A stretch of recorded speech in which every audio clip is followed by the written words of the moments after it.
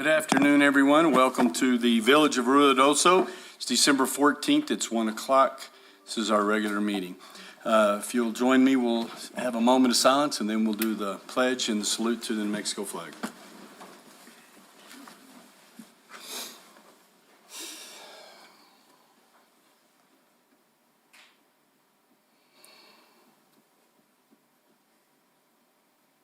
Pledge. I pledge allegiance to the flag of the United States of America and to the republic for which it stands, one nation, under God, indivisible, with liberty and justice for all. I salute the flag of the state of New Mexico, the Zia symbol of perfect friendship among united cultures. And idiots at redistricting. So if y'all haven't heard about that, you'll hear about it pretty soon.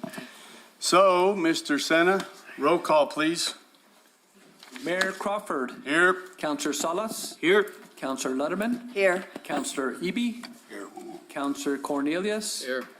Councillor Coughlin. Here. And Councillor Jackson is absent. Yeah, Jackson is assisting with a surgery in Albuquerque. We have a quorum, Mayor. Thank you. Okay, thank you very much. Well, that's good, because I heard they're not doing any surgeries in Alamogordo. Gerald Champion's full of COVID patients.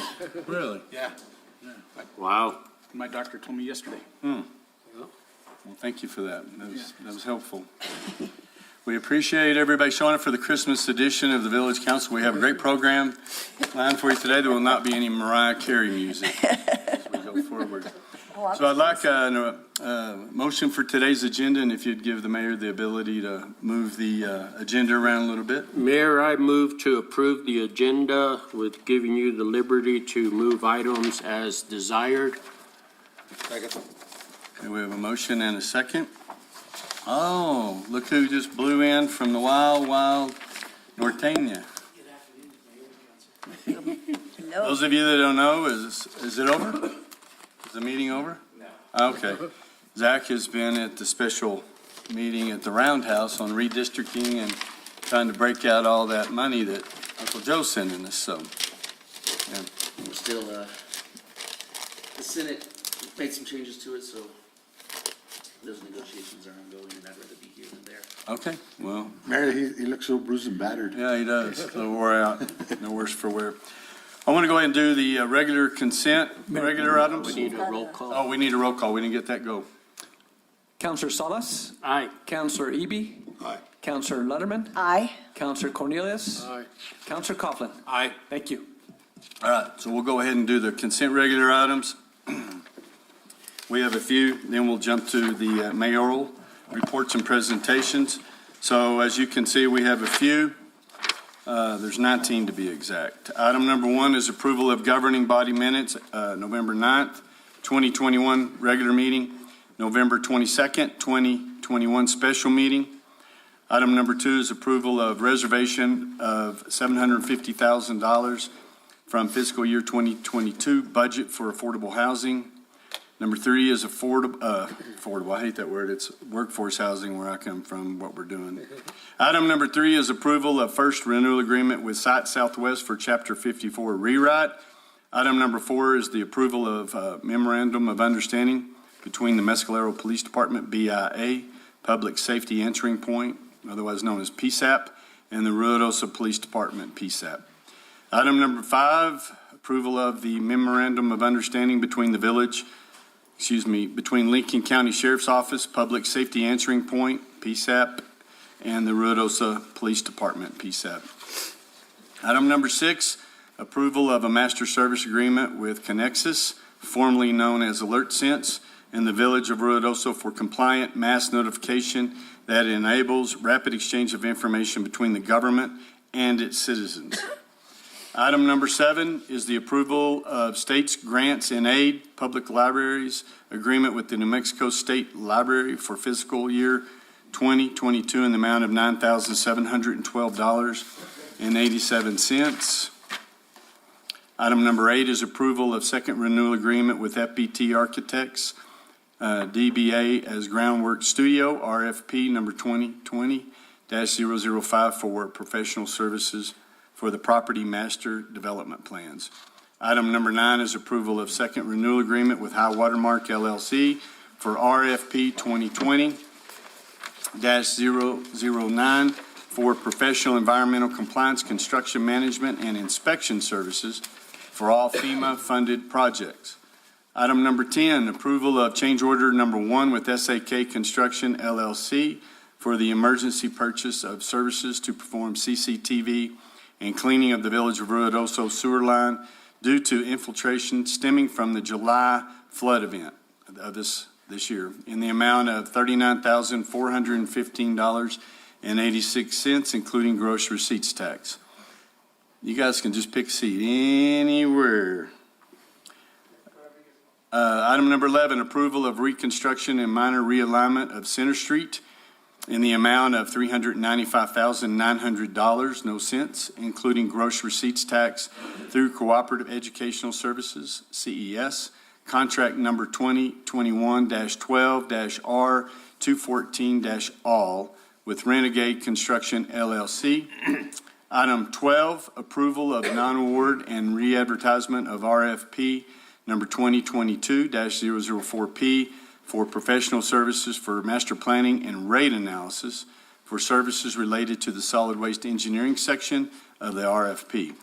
Number 13 is approval of award of RFP 2022-004P to Miller Engineers, Inc., DBA Souter Miller and Associates for professional services for master planning and rate analysis for services related to the planner and finance section of the RFP. Number 14, approval of change order number 1 with General Hydronics Utilities, LLC for Fault H 1979-S10 and the Brown H 1497-S well improvements, requesting an extension of 73 calendar days to February 28, 2022 for substantial completion. Item number 15, award of RFP number 2022-004P to Miller Engineers, Inc., DBA Souter Miller and Associates for professional services for master planning and rate analysis for services related to the water engineering section of the RFP. Number 16, approval of award of RFP number 2022-004P to Mosen Corbin and Associates for professional services for master planning and rate analysis for services related to the sewer collections master planning section of the RFP.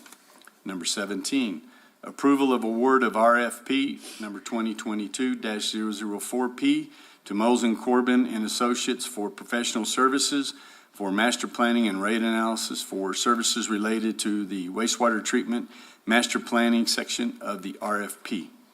Number 18, approval of contract with Miller Engineering, Inc., DBA Souter Miller and Associates for professional services for master planning and rate analysis. Number 19 is approval of contract with Mosen Corbin and Associates, Inc., for professional services for master planning and rate analysis. Okay, we have that's the consent. Can I get a motion? Mayor, I make a motion to approve the consent items as read. Second. Any further discussion? Okay, roll call, please, Ron. Counselor Eby? Aye. Counselor Lutterman? Aye. Counselor Salas? Aye. Counselor Cornelius? Aye. Counselor Coughlin? Aye. Thank you. Aaron Hooker, do you know what time the football boys will be here? Yes, sir, Mr. Mayor, they were told to be there at the bus down, they were gonna be here about 1:30. Okay, we want to kind of tie all that up together. So we'll move on to the public input of the meeting. And we have several people that have signed up to want to speak. So if you can, we'll come down here. And Chief, you want to go ahead and turn that puppy on so we don't have that awkwardness that we seem to have every week. There you go. That's the microphone. And so there's nothing to be, just because you're going to be on YouTube and all the rest of that, it's nothing to be shy about. So we expect and want to hear from you. It's good to see you again. Haven't seen you in a while. So we want to hear from you. So the first one up is Galen Farrington. Would you like to come up and speak, Galen? It'll be Kevin first. Oh, Kevin first? Okay. Kevin Flaherty. We all know Kevin Flaherty. Come right up here, my man. It's good to see you. Good to see you. And Kevin, I'll give you a 2-minute warning. You get 5 minutes to 5 speak. minutes. Wait a minute, there was 5 minutes, wasn't there? Yeah, the 5 minutes, he'll give you a 2-minute warning. When I saw that folder, I said, oh, I better say We thought there something. was only 3 minutes, but we're doing well. First and foremost, Kevin Flaherty, resident of Lincoln County for over 47 years. Came here for a weekend in '74 and never left. And proud to be part of Lincoln County. 30 years in Ruidoso, 20 years out in Alto now, and still loving every day of it. And that's why we live here. People move to Lincoln County because they see it as a place that they want to live the rest of their lives. I did a long time ago. I never looked back. If I go to California, I always have a return ticket. And I do like to go back to see what's going on. But I love coming home. I love who we are. And to have this time together with you today, I appreciate that. We have a very, very important subject that is going on in Alto, and it encompasses all of Lincoln County. It's not just Ruidoso, it's not just Alto, it's not just Carrizozo. It is Lincoln County. There's an attempt to put in a cement plant on Highway 220 by Roper Construction out of Carrizozo, and we have been battling it since June of 2021. We have a coalition together, and we are strong, and we're loud, and we're proud of standing up for the right of all the citizens of Lincoln County to be safe, to be healthy, to live their dream out that this is where they want to live the rest of their lives. I'm all about it. We are the coalition, and we need your help. I'll be passing out one of these to each one of you at the end of my speech here, but it is so important that we talk about what is specifically going on, because when I go in town and I talk to people in Ruidoso, half of them don't even know about it. The other half think it's already done and it's been taken care of. How can anybody think that on Highway 220, if you drive by and see where the location is, which is right adjacent to Josh's new landscaping business, if you see that 7 acres, 8 acres right there, where there's a proposed cement batch plant proposed there, how could you even not be concerned? It's residential. Yes, there is a commercial part of that business, part of that piece of property, but there's deed restrictions that are in place that we are fighting to use for our advantage to make sure that Roper does not believe that he can just move in, and because he is a property owner in Lincoln County, and hallelujah, I like the American flag too, but if you're a nuisance to your neighbor, how could, just because you own a piece of property, how could that be something that you would think would be realistic, that nobody would ever say anything about? Oh, come on in. Bring that silica dust in. Silica dust? We all know the carcinogens in silica dust. We all know the cancer that it will prove. Boom. Personally, through mail, you can read about it, anything that you want to know about silica dust. Number one negative with the wind that we have and it blows through. Facts. A permit to the New Mexico Air Quality Board has allowed the cement batch on Highway 22 to still be active. This is an ongoing thing. Nobody has cut the legs off from underneath of him yet. This is not something that's going away, and he's digging in his heels. Why? Does the word empathy come to you guys? It does to me. The definition of empathy, the ability to understand and share the feelings of another. Need I say more? Roper has no empathy. Call him out. He has no empathy to anybody that is in that area, anybody in Lincoln County. Silica dust. The plume map is large. On a day like today, nobody's immune to silica dust. Nobody's immune to all the negatives that go on with the potential of what that will do to the people that live in the area, the immediate area. I live as a bird flies 3 miles from that spot. You don't think I'll be affected by silica dust? You don't think I'll be affected by that god-awful thought of driving by where the place is supposed to be, where his permit was posted, a permit this size on a post 40 feet away from the road so that nobody would see it. Oh, we went livid. We're over it. There is no time to waste on making sure that this man is not called out and is not, we go to city. we're in the Time county- served.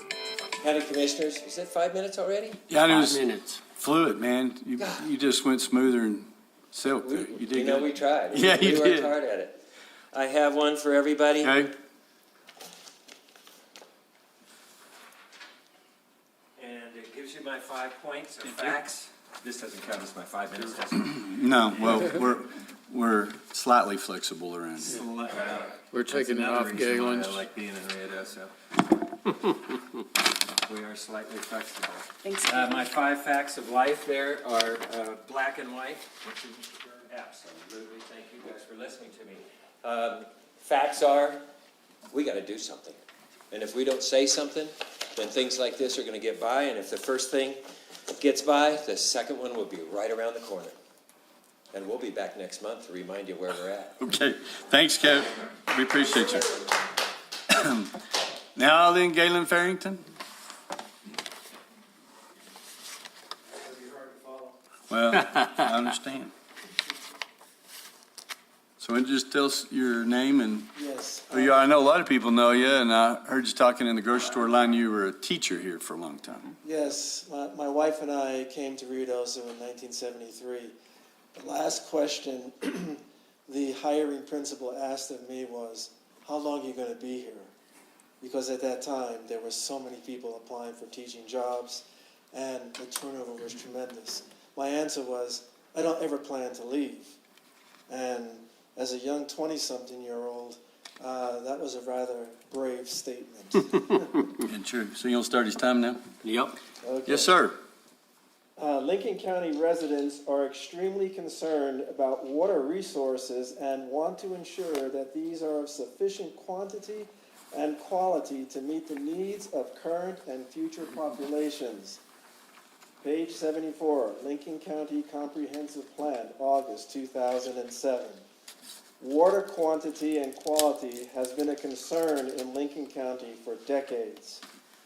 My wife and I have observed as the water concern issues have escalated during our almost 50 years in the Ruidoso area.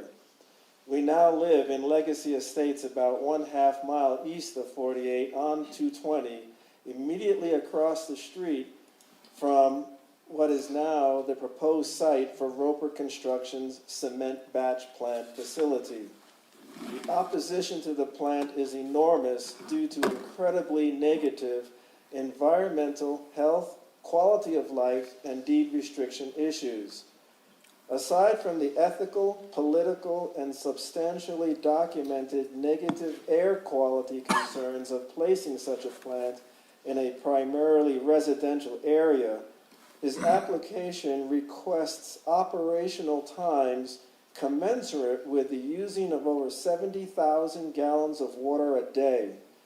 This amount of water is simply unsustainable in the light of the fact that this resource is diminishing by the day in the Southwest.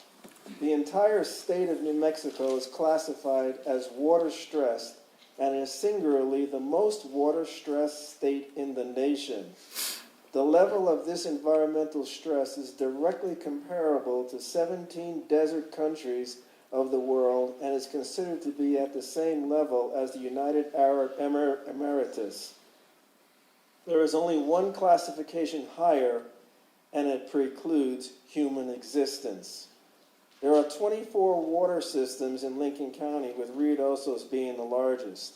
Longtime residents remember why our mountain is called Sierra Blanca, and remember the monsoon season, which seemed to start every 4th of July and end in September. The current years-long drought cannot be ignored. Our county systems are severely compromised now, and we know of at least one that must truck in water to meet the residents' needs. As an interloper, Mr. Roper has infringed not only on the human rights of the immediately surrounding property owners, he will compromise the quality of life of the over 23,000 residents served by our county's water systems. 2 minutes. We are here today to ask for a commitment of solidarity from this council to support opposition to the location of Mr. Roper's proposed cement batch plant project near the intersection of Highways 48 and 220 due to its negative impact on our life-sustaining resources of air and water.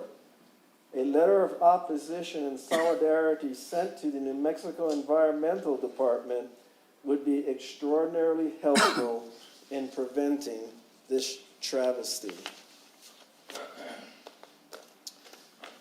I didn't know there were going to be so many people, so I only... You can give us one and we'll have copies made and Give it to Ron and he'll Okay. make sure we Yeah, all Ron will get make sure we get copies. it. On the presentation, I have the address of the permit programs manager for the New Mexico Environmental Department, and it's fully elucidated there. So with that, thank you very much for your time, and everyone have a blessed Christmas season. And Thank you too. very much. Thank you. That's my teacher. That was your teacher? Yeah. Came here when I was a senior. We were putting out a search warrant or an APB or a BOLO for Andrea Fernandez. You're next. We hadn't seen you in so long. I thought maybe you'd moved. I didn't know. Right, No, she's still around town. still here. She knows the rules. Yes. Yes, ma'am. Greetings, Mayor, Council, staff, and members of the public. My name is Andrea Fernandez, Ruidoso resident of 32 years. I would like to address the council today to share accolades and gratitude towards the village for some things they've done and to share some concerns in hopes they will be addressed sooner rather than later. One thing that I'm excited and grateful for is the completion of the Links path. At one point, the library board dreamed about this trail, a connection from Meacham to the Links that would allow the public to walk to the library safely, as well as connect educational institutions like ENMU, the library, and several of our public schools. They labeled it the path to knowledge. It is great to see that it is now a reality. Congratulations to all those involved in making it happen. The wastewater treatment bill refund, another village accomplishment that pleases me. I began coming to council meetings in 2006, right about the time the village began addressing the pollution of the sewer discharge into the river. It seemed like it was going to take forever to build the new plant and pay off the debt. With good stewardship of the environment and the citizens' money, the village has remedied the sewer discharge issue and paid off the loan early, which is great. And to make the choice to refund the citizens until the rate structure can be studied is outstanding, unheard of, so thank you all for that. Village of Ruidoso Police Department policy. Another great thing I'm proud of the village for is the Village of Ruidoso Police Department policy. Some of you may know that I'm not a fan of authority, and although I've had many pleasant or reasonable interactions with the police, I have mixed feelings about the police. However, if they can act in line with the guidance of this policy, I think it is reasonable and something I can agree to support. And that brings me to my concerns. I bring these forth with the understanding that Ruidoso Police Department recently got new leadership, including a new chief, assistant chief, and a records clerk. My issues are related somewhat to previous administration, but also trickle into current practices. I recommend we take the time to get familiar with this book to understand what works and what can use an update. I speak not to be critical, but to acknowledge possible shortcomings to be investigated and remedied. My main concerns are, one, that there may be a current officer abusing his powers, which needs to be investigated immediately by an external source. And two, citizen complaints may not be being investigated and documented according to policy, which also needs to be addressed. 2 minutes. Through public information requests and my relations with community members, I have evidence a Ruidoso police officer has gone beyond the parameters of reasonableness. His own cameras and his own words show he lacks discernment, the ability to be impartial, acts on emotion, escalates instead of de-escalates situations, is over the top, dangerous, harmful to others, abusive of his powers, uses excessive force, and has caused avoidable injuries and more. I have citizen complaints, pictures, people who will testify on these issues. I also know people who have been bullied by this officer and acknowledge his danger, but will not report the incidences due to fear of retaliation. We have a thoughtful Ruidoso Police Department policy that guides officers to act differently than what this officer is doing. So I suspect his employee file and his peers can tell us more. Secondly, my investigations into this officer's behavior has led me to learn that citizen complaints and procedures are not being followed as recommended by policy, pages 145 through 149. The policy states all complaints will be investigated. Acknowledging some of this is related to previous administration, I have 3 citizen complaints submitted on the above officer, but only proof that one was investigated according to policy. I was glad to know one of these complaints was investigated and findings were reported. However, I'm curious if the officer's history and disciplinary records were considered as instructed by policy, which brings up another concern about the flaws of internal investigation. Complications with an officer-led investigation can be found in this citation that I got from an ENNU criminal justice book. The basic objection to internal review is that police shouldn't police themselves. The question, who will watch the watchman? The answer is not the watchman. It's time. So I have just a little bit more to say on this matter, but I hope I've gotten your attention, and I hope that that we can look at this externally, because there is potentially a dangerous officer on the force that's hurting people, and we have a great policy, and I just hope that it's followed. Thank you. Thank you. Thank you. 3. Jody Canfield. Good afternoon. Hi, Jody. Hi, Councilwoman. Hi. Nice to see you all. I have no complaints. In fact, I second Andrea's compliments on the new trail. I live just up the street, and it's wonderful finally to be able to ride a bike or walk safely to the Forest Service office, for example. As most of you know, I'm a retired district ranger here on Smoky Bear Ranger District. I love retirement. It's been about a year. It's hard not to sort of be perceived as fresh, whatever, for volunteer things. And I have gotten pulled into a few of those gladly. I did have a very nice conversation with the new ranger, Camille Howes. Unfortunately, she's really been tied up with a lot of internal stuff and hasn't been able to kind of reach out to the county commission or y'all on the council.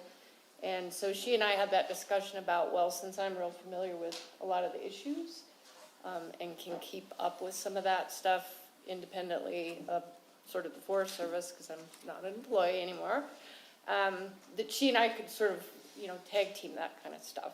So I just wanted to let you know, and I had let Lynn, Mayor Crawford, know that sort of independently, but I wanted to make sure that, if you have questions regarding what's going on the Lincoln National Forest, I'm happy to do the research and provide you all of that information to the best of my ability.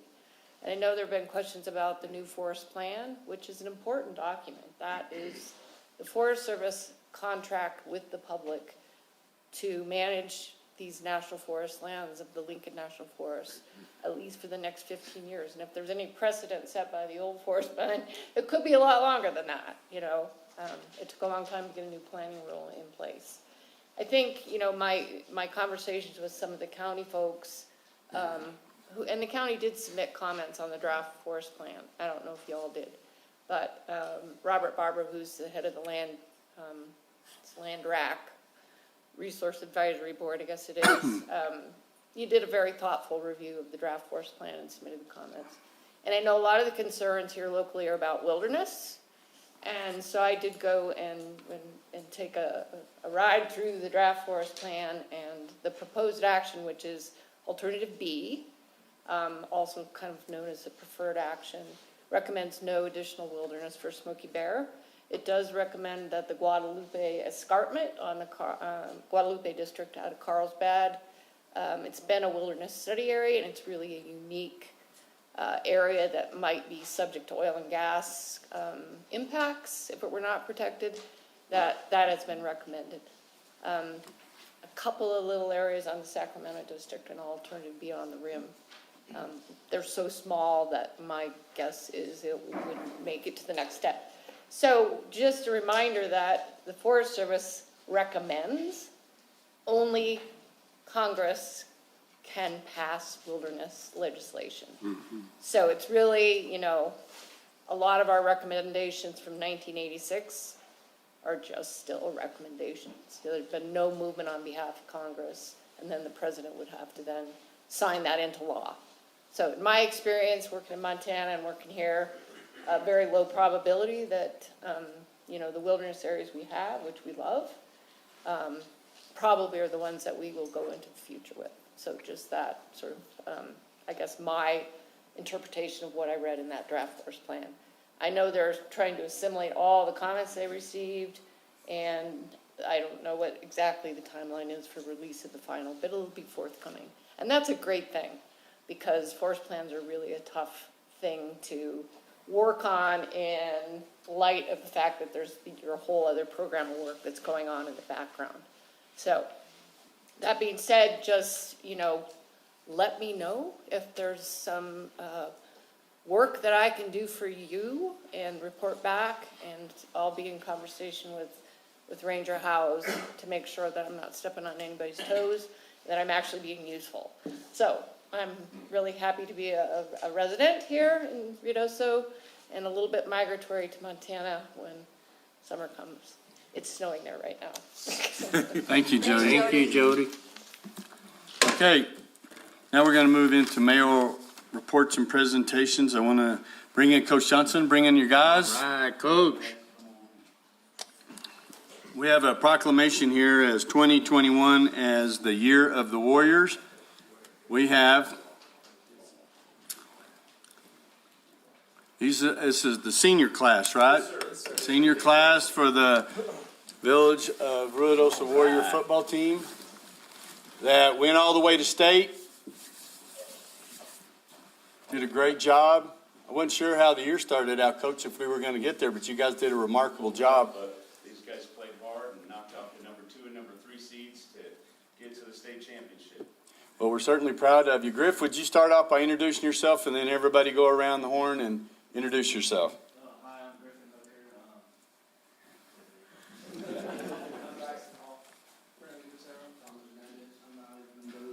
Kevin Johnson. Christian Montes. Braxton Fox. David Sanchez. Mikey Sandoval. Nicolai Pachito. Michael Chavez. Julius Espinosa. All right, then everybody knows Coach Keith Johnson over there. You guys did a great job this year. We're certainly proud of you. So we've got a proclamation here I want to read, and then we'll give you a copy of it. But it starts off as the proclamation.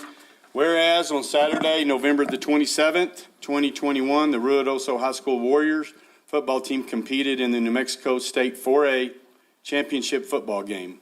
And whereas under the leadership of head coach Keith Johnson, this Warriors team held a season record of 8 wins and 6 losses with a team of young men ranging from freshmen to seniors. And whereas highlights of the playoffs leading up to the championship game include wins over Aztec, 35-7. That was a big one. St. Pius, the 10th X is 33-8, which we were super proud of. And Bloomfield, 35-22, which a lot of people were surprised at. You guys did an awesome job on that. Whereas in the championship game, the Warriors displayed its admirable never give up attitude while vying for the Class 4A state championship trophy. And whereas the Ruidoso Warriors football team showed incredible commitment, mental toughness, and sportsmanship attitude, which led to a successful season and their return to Ruidoso as New Mexico State football Class 4A runner-up. Now, therefore, be it resolved that I, Lynn D. Crawford, Mayor of the Village of Ruidoso, New Mexico, do hereby proclaim 2021 as the Year of the Warriors. In honor of the Ruidoso High School Class 4A team football team state championship runner-up, proclaimed this 14th day of December 2021 in Ruidoso, New Mexico. So thank you, gentlemen. We were proud to watch you on YouTube, and we got to hear you on the radio, those that couldn't make it to the game. And then Coach has the Coach's Corner that he's doing on the radio, but we thank you all, everything for making us all proud here in Ruidoso. So anyway, y'all want to give this to the coach? Good job. Appreciate you guys. So thank you very much. You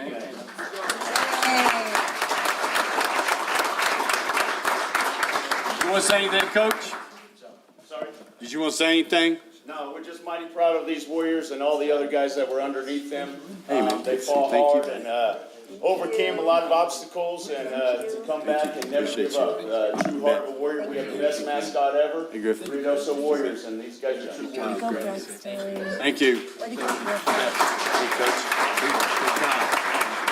I think they got finals, don't they? Yes, we're in the middle of them now. Yeah, they were gracious enough to get them over here pretty quick, so we wanted to get them in and out.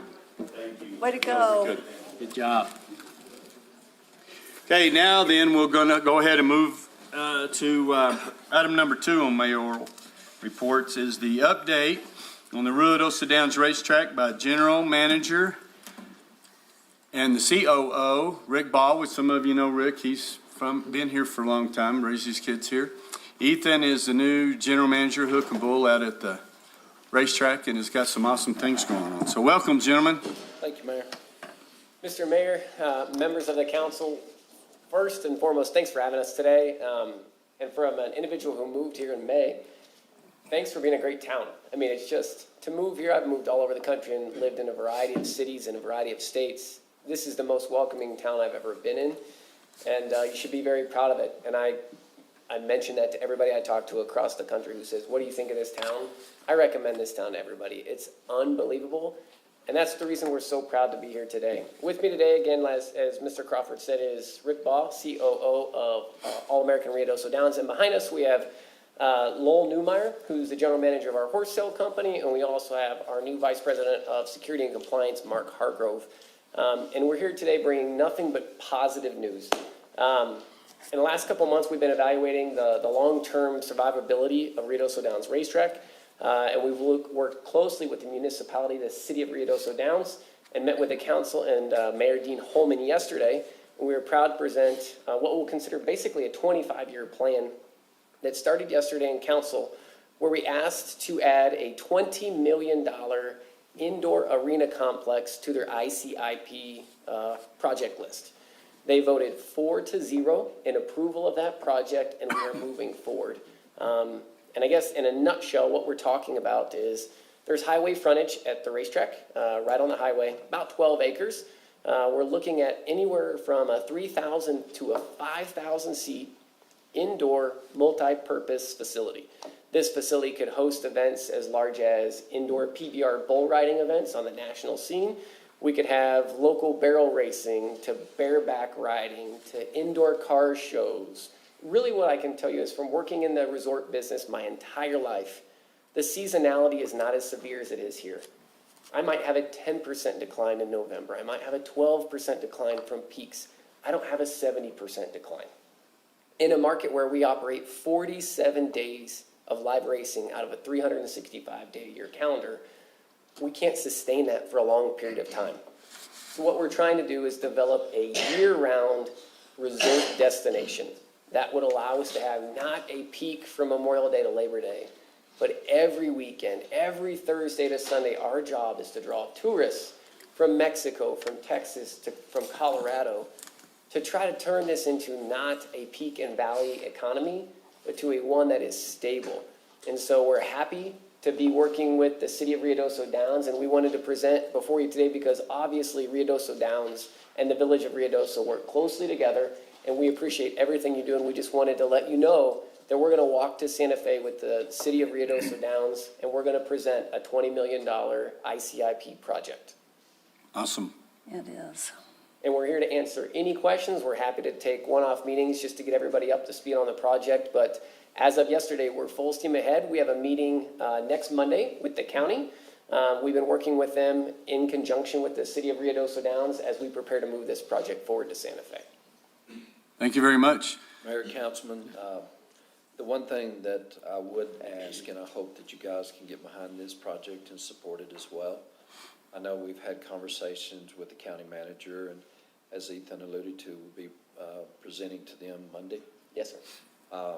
So we would love to see the entire county, two cities, village, city, come together and support this project. Myself moving here in 91 and experience the seasonalities all these years, I think it's a project that Representative Cook is very aware of, that our legislators can get behind as well. But as we all know, when we do take this to Santa Fe, it takes everybody to get behind a project like this. There's numerous people in line as we speak for this federal dollar. I believe Tahoe Ski Valley's going after $200 million. The city of Farmington, as we understand, they're going after approximately $100 million, and I haven't seen that in stone, but there's going to be a lot of people going after this federal dollar. We'd love to see Ruidoso, the city of Ruidoso Downs and the Lincoln County to get behind a project that we can stop the peaks and valleys. Looking at the gross receipt tax and the lodger's tax, and you can see it in that. We all know it. It has changed some over the years, but I think we can take things to the next level. Yeah, our goal is to be complementary, right? Our goal is to, if we know how successful the community is when we drive 5,000 people to the live racing 47 days. Our hope is to make that impact year-round. Again, we know what impact that has on the Airbnbs, the midtown restaurants, all the business downtown. Our goal is to stay in our wheelhouse and our niche, and that is performance sports. That's, again, bringing large events and drawing tourists to this market. And in any way you guys can support us as a council or as a community, we would really appreciate it. Okay. Does anybody have any questions?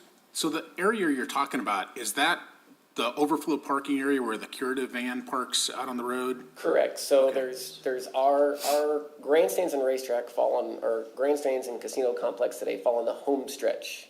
This facility would fall on the back stretch. And so there's other things that we're working on internally to work on traffic control and parking that would be used for All-American overflow in situations like that. But this is prime real estate that would be used for future growth of that facility. Okay. It makes sense to stretch it out over the entire year because, you open up the track, here you go, and then you've got the majority of the year just sitting there pretty much vacant. There's very few businesses that can operate with income basically 47 days out of the year. Our job in the 25-year plan to protect the racetrack and make sure that for the next few decades, it is hands down the top quarter horse track in the country. In order to do that, we need to diversify our income streams, give long-term employment for our employees, and stabilize the business. This is one step as we look to stabilize the racetrack for the next decade. So the events you mentioned, are you also potentially considering like concerts and boxing matches and things like that? So in working with Mayor Crawford, just trying to get an understanding of what the convention center and everything in the village works like, we're trying to build a complementary asset to that, not a competing asset. And so in the call it the weddings and all the things that happen in this market, we would be on that side. To put it in the easiest thing, pretend we have 2 equestrian style or performance horse events per month. So one weekend we might draw in 1,200 team ropers, and they would rope in the arena all weekend. The next weekend we might have barrel racers, of 1,500 of them come into town for barrel racing events. The next weekend you might have a Martina McBride concert for 3,000 people in the arena. And that would be how we diversify that outlet to not only be in the equestrian world, but also draw tourists from different markets every weekend, whether it's targeting the equestrian sports market one week, we might be going after the Hispanic music market another week as we try to get new wallets that come into the market every week, 52 weeks out of the year. Great. The great thing is that I see is this is truly Lincoln County because, Hondo, Carrizozo, Capitan, Corona, Ruidoso Downs, they all have 4-H, they all have their cowboys, so I think this could be something that would really be for Lincoln County. It just seems very good. Now, I'm sorry, Mayor, you said you're going to be presenting it to Santa Fe ICIP during the legislation session? Yes, so far where we are is we ordered a feasibility study and a market study and an impact analysis that'll probably be back this week or next week. We put a placeholder out there for budgetary purposes with the city of Ruidoso Downs. They've added it to their ICIP. Once we get the final feasibility study back, we'll fill out the official application that will then be submitted to the legislative body for by the January 13th timeline, and then it'll go into the legislative session. Thank you. Mayor, for clarification for me is that we got time in our January meeting that you draft up a resolution in support of this project. Sure, and we could absolutely. all approve it and sign it because, yeah, I'm all in favor of this and stuff. And if you have a resolution from our village as well, as you were requesting or asking, I should say, I think that would just be a good gesture and show that we are partners in all this. Yeah, I think a lot of that, obviously, when Santa Fe happens, some of us might be in one committee, another group might be in another committee. So if there was a way to get an actual documentation or a letter of support from the village of Ruidoso, we expect one from the county, and obviously the city of Ruidoso Downs is supporting it. We believe that if we can take those three entities together, it will mean the world to everybody in Santa Fe. And if you were able to do that, it would be something that we would greatly appreciate. Mayor, Councilman, I told our bunch, if this happens and we get the resolutions and the support, in my experience, this will be the first time I've seen that happen. There may be other things, but I don't think of this magnitude. Nothing I've seen that we weren't forced to do legally. But you're right. I mean, with the way this council's operated for years, working with the Downs, and we've been able to just walk hand in hand with them in most everything. And now with the county, things are working out really good. So I agree with you. I think now's the time. And I was talking to Lowell Newmeyer. Raise your hand, Lowell. Everybody, raise your hand, Lowell. Attaboy. Lowell is in charge of the horse sale out there, the All-American and the Select. I mean, they've been doing that for years out there, and that's a big part of that. But I was talking to him just a few minutes ago, and he said, this might be a once-in-a-lifetime opportunity. The timing's right. Yep. Stars are aligning. I don't know where the ferry money's coming from, but we want to get our share. And I applaud Ethan. He really, thinks outside the box here. We've had many discussions on the Valley, Lincoln County.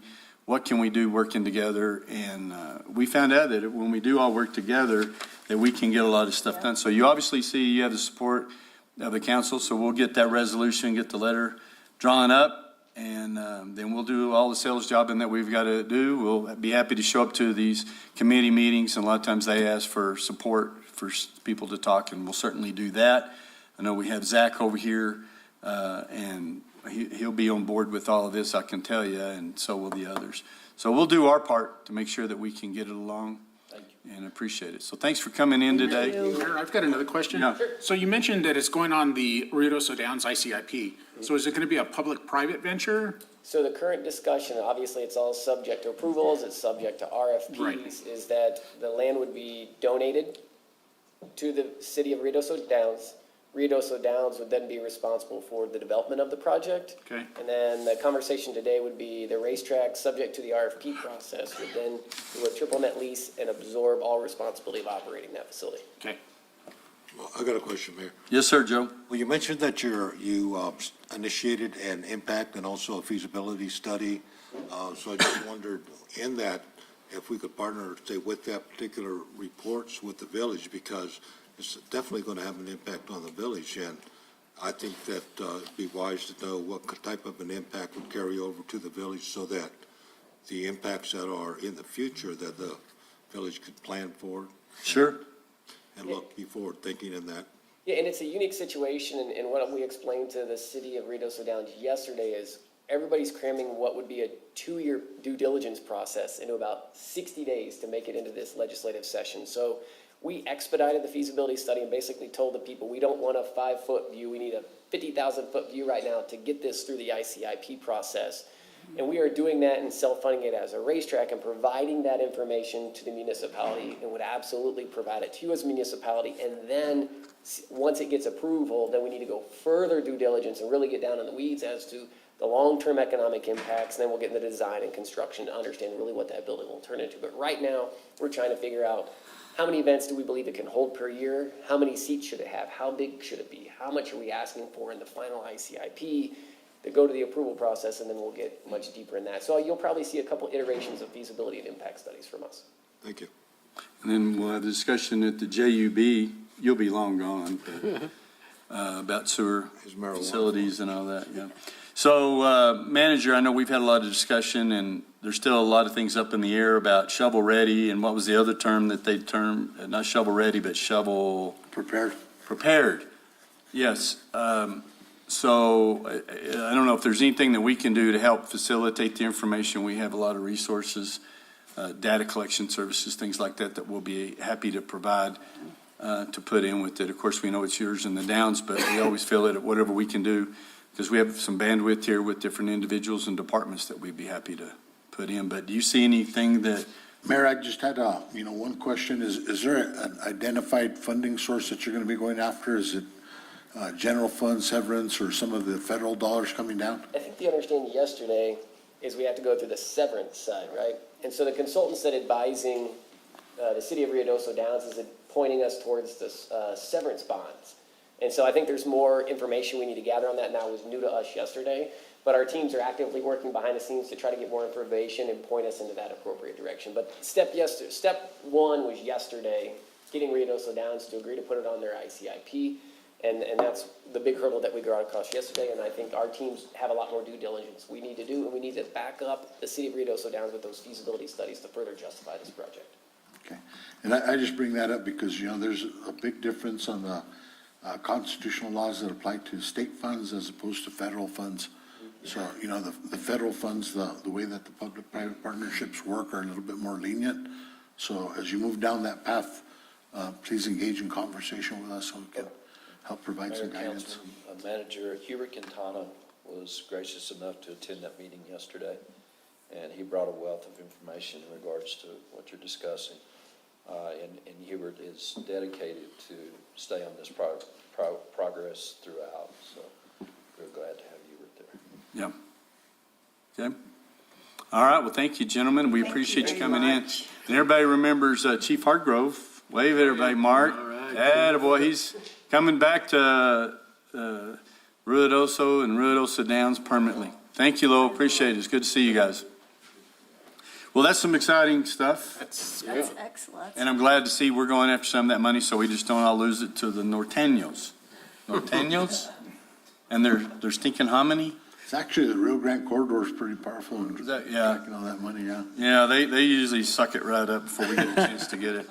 The So only- now then, The only competition I can possibly see there is with the inn for some of those events, but the capacity is just going to grow and be able to offer even more stuff, so I don't really see it somewhat a competition, but it's not going to overwhelm it. It's gonna really complement it and increase the overall capacity within our community. I agree. Yeah.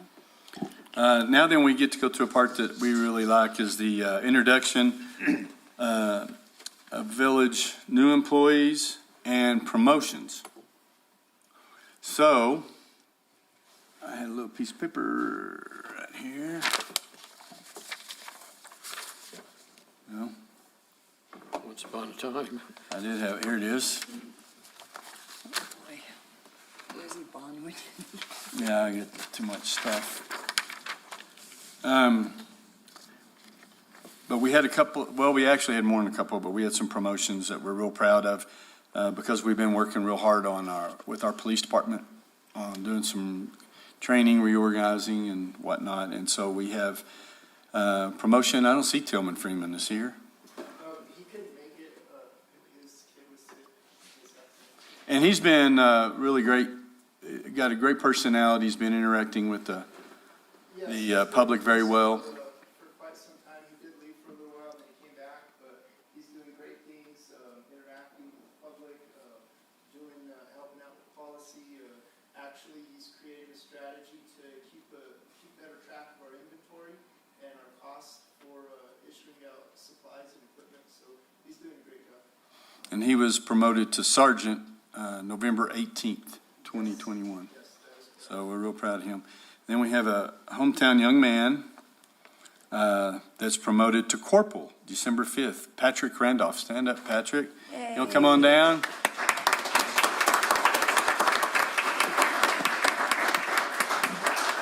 So his mom's standing in the audience too, so everybody knows. So we're real proud of you. He's doing a great job, real shiny spot here in town, Congratulations, Patrick. and he's moving through pretty quick. Congratulations, appreciate it. He's doing a great job. Seems like you just started. He's moving pretty quick. He's moving quick, yeah. Yeah. Anyway, congratulations, officer, and we're glad to have you. Randall Eichinger, I can never get it right. Randall. He was promoted to corporal also December 5th. All right. Congratulations. Thank you very much. Congratulations. Thank you. Good job. Congratulations. And these, there's some real bright spots. I know we've been looking within the department for talent, and I appreciate Chief Chavez really working with these guys. These guys went through a competitive process. There was 5 members that went through the process, and it was .25 that separated these two. These were the highest scores. Officer Randolph scored a 77.25, and Corporal Randolph and Corporal Eichinger scored a 77. So it was very competitive and very tight race. Well, congratulations, gentlemen. Everybody knows DC Hill, which I think would look awesome in a Santa Claus outfit and a big old beard, man. We could get a lot of people in that lap. Anyway, thank you for what you're doing. And these guys had a police inspection. What was the thing, Chief? Yes, right before the Festival Lights Parade, we did have a inspection in October, and then the second inspection we had in December, just kind of all the deficiencies we had in October were corrected for the December inspection.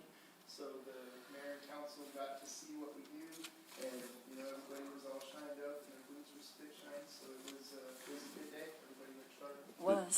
Thank you, gentlemen. Appreciate you coming in. Congratulations. All right, next, this gal, we had doubts about, at least I did, because some people said, she's hard to get along with, is what I was told. Stephanie Warren was promoted to GIS coordinator effective December 5th. Come on down, Stephanie. She started in our,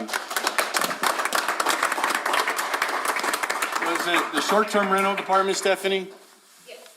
And so as things have come along and opportunities have arisen, she's taken full advantage of those things, and she's become a big asset. Thank you. Congratulations. And she does a great job no matter where she's been, and we're certainly lucky to have her. So thank you very much, Stephanie. We appreciate you so much, all the different things that you've done. So thank you. Anyway. Okay, well, that's it for that department.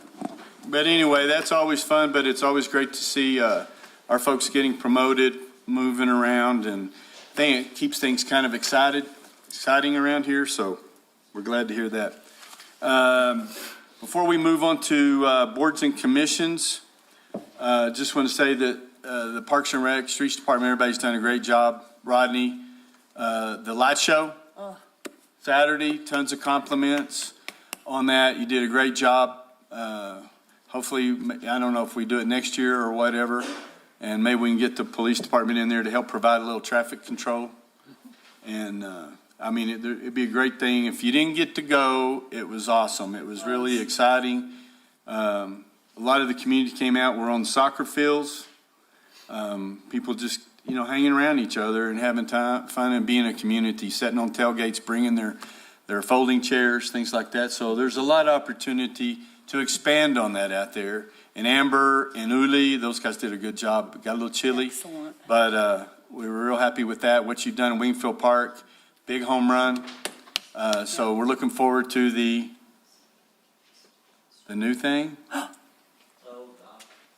Ice skating rink, a real ice skating rink, which will be in Wingfield Park when? Hopefully Saturday. Okay, the Lodgers Tax had an emergency meeting, a special meeting, not emergency, special meeting, and approved the funds thereof. Where's that going to be? Wingfield Park, I know. in the middle somewhere, up there with all the magic. Oh, in the pavilion on the concrete. Oh, okay, excellent. Perfect place for it. Yes, very. Have we procured a chocolate and coffee vendor or anything like that? We're working out all the details of hiring staff. Sweet. Plan is, and we're ready to go. Okay, awesome. So we're excited about that, but great job. So many comments, emails I'm receiving are so great because I know as the snow, it's taking a while to get here, the comments will turn negative like they usually do. But what a bright spot. The term magical, I get all the time. So Rodney, you're helping make the town very magical and we appreciate it. Hallmark movie kind of stuff. Yeah, just think of all those lights and, the skaters. Oh, my gosh. Yeah, that'd be It is awesome. magical. Yeah, magical. It is. You're getting all misty over there. Let's I move am. on. But anyway, maybe we can have beer and wine vendor down there too, so make it up. Since we have the new restroom, the restroom right there and the other one over there, parking will be available everywhere. So we're looking forward to it. Hopefully it'll bring people to the Midtown area. Okay, the boards and commissions. We have some new appointments. And again, we had, last Thursday, we had the boards and commissions meet and greet, or in college we used to call them mixers or whatever, and I appreciate the council members that showed up that could. We just showed these folks that our appreciation for all their volunteer work that they do, and for years and years, nobody's really shown them any appreciation or acknowledgement. So that's one of the things that we did. We had 70 plus people on these boards and commissions and their spouses, significant others, and whatever came with them. And we really had a good time. So many of these people didn't even know the other people that were serving on the boards. We got to acknowledge all the different ones that have been giving tirelessly and so unselfishly of their time for years. And it was just a simple little thing, but I think it went over very well. And this community is so blessed that every time we have an opening, we have somebody wanting to fill it. And so here we are again, filling a couple of spots. And so these are folks that I've put their names up. We've talked to them. And so hopefully you'll consider them and approve them. But to the Utilities Committee, Jesse Reynolds, and we talked to them and talked to Adam over here, and he's happy to get him. And then on our Parks and Recreation Committee is Cindy Carey. And most people know Cindy. So these are two individuals that we really appreciate that are giving of their time. So if we can get a motion to approve, I'd appreciate it. I move that we accept Jesse Reynolds for the Utility Committee and Cindy Carey for Parks and Recreation Committee. Second. Okay, we have a motion second. Just a comment, Mayor. I was really excited about Jesse Reynolds because he retired here as a firefighter. Yep. And he knows a lot of the infrastructure way back before. And, I was really excited to see his name on this committee, so. And also, I agree with Rifle as far as Jesse and Cindy as well. They've lived here, her and Greg, forever and raised their children, and now their grandchildren are in school. So it's not like she doesn't have anybody. I mean, she's right in the mix. Yeah, that's So- son-in-law though. I know, but He does sometimes you have to look over that. Yeah. So, but anyway, I was really excited. She's a pickleball player. Oh, Uh-oh. So, the militant pickleballers.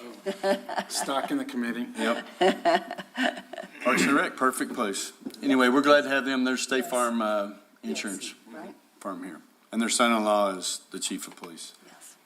So we're glad to have them. So we have a motion and a second. Roll call, please, Ron. Counselor Letterman, Aye. Counselor Salas, Aye. Counselor Eby, Aye. Counselor Cornelius, Aye. Counselor Coughlin. Aye. Thank you. All right, thank you, folks.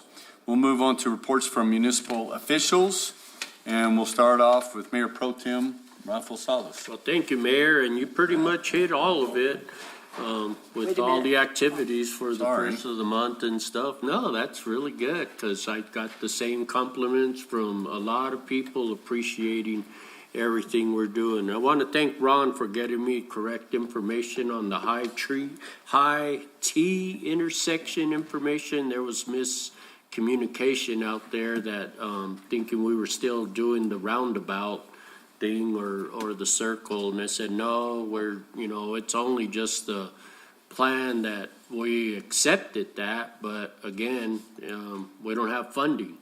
So that's where some people thought it was happening like next summer or something like that. And I said, no, that's not gonna happen here. There was something else, but it'll come back to me later. Okay, Thank you. thank you. Councilor Letterman? Well, I'm like Rifle, you stole all my thunder. But I just have to say that listening to the presentation about the racetrack and us talking about Parks and Rec, I've been here a long time, and where in the summer we were busy, and then until ski season, you could lay in the middle of the road at 5 and not get hit until 7 the next morning. And, we thought that was wonderful. But I can't tell you how enjoyable and, to be a part of a village and a council that is, and the people in the community that are very forward-thinking. And, 20 years ago, that park was a piece of property that was infested with rodents and skunks and old buildings, and you couldn't even see through it. And now it is magical. And, Rodney and his department with the light parade, it truly, I know it's stupid, but it truly is Hallmark. It really is. It was just a beautiful, it's been a really beautiful December. And I just appreciate this council's willing to kind of get out there and make things better.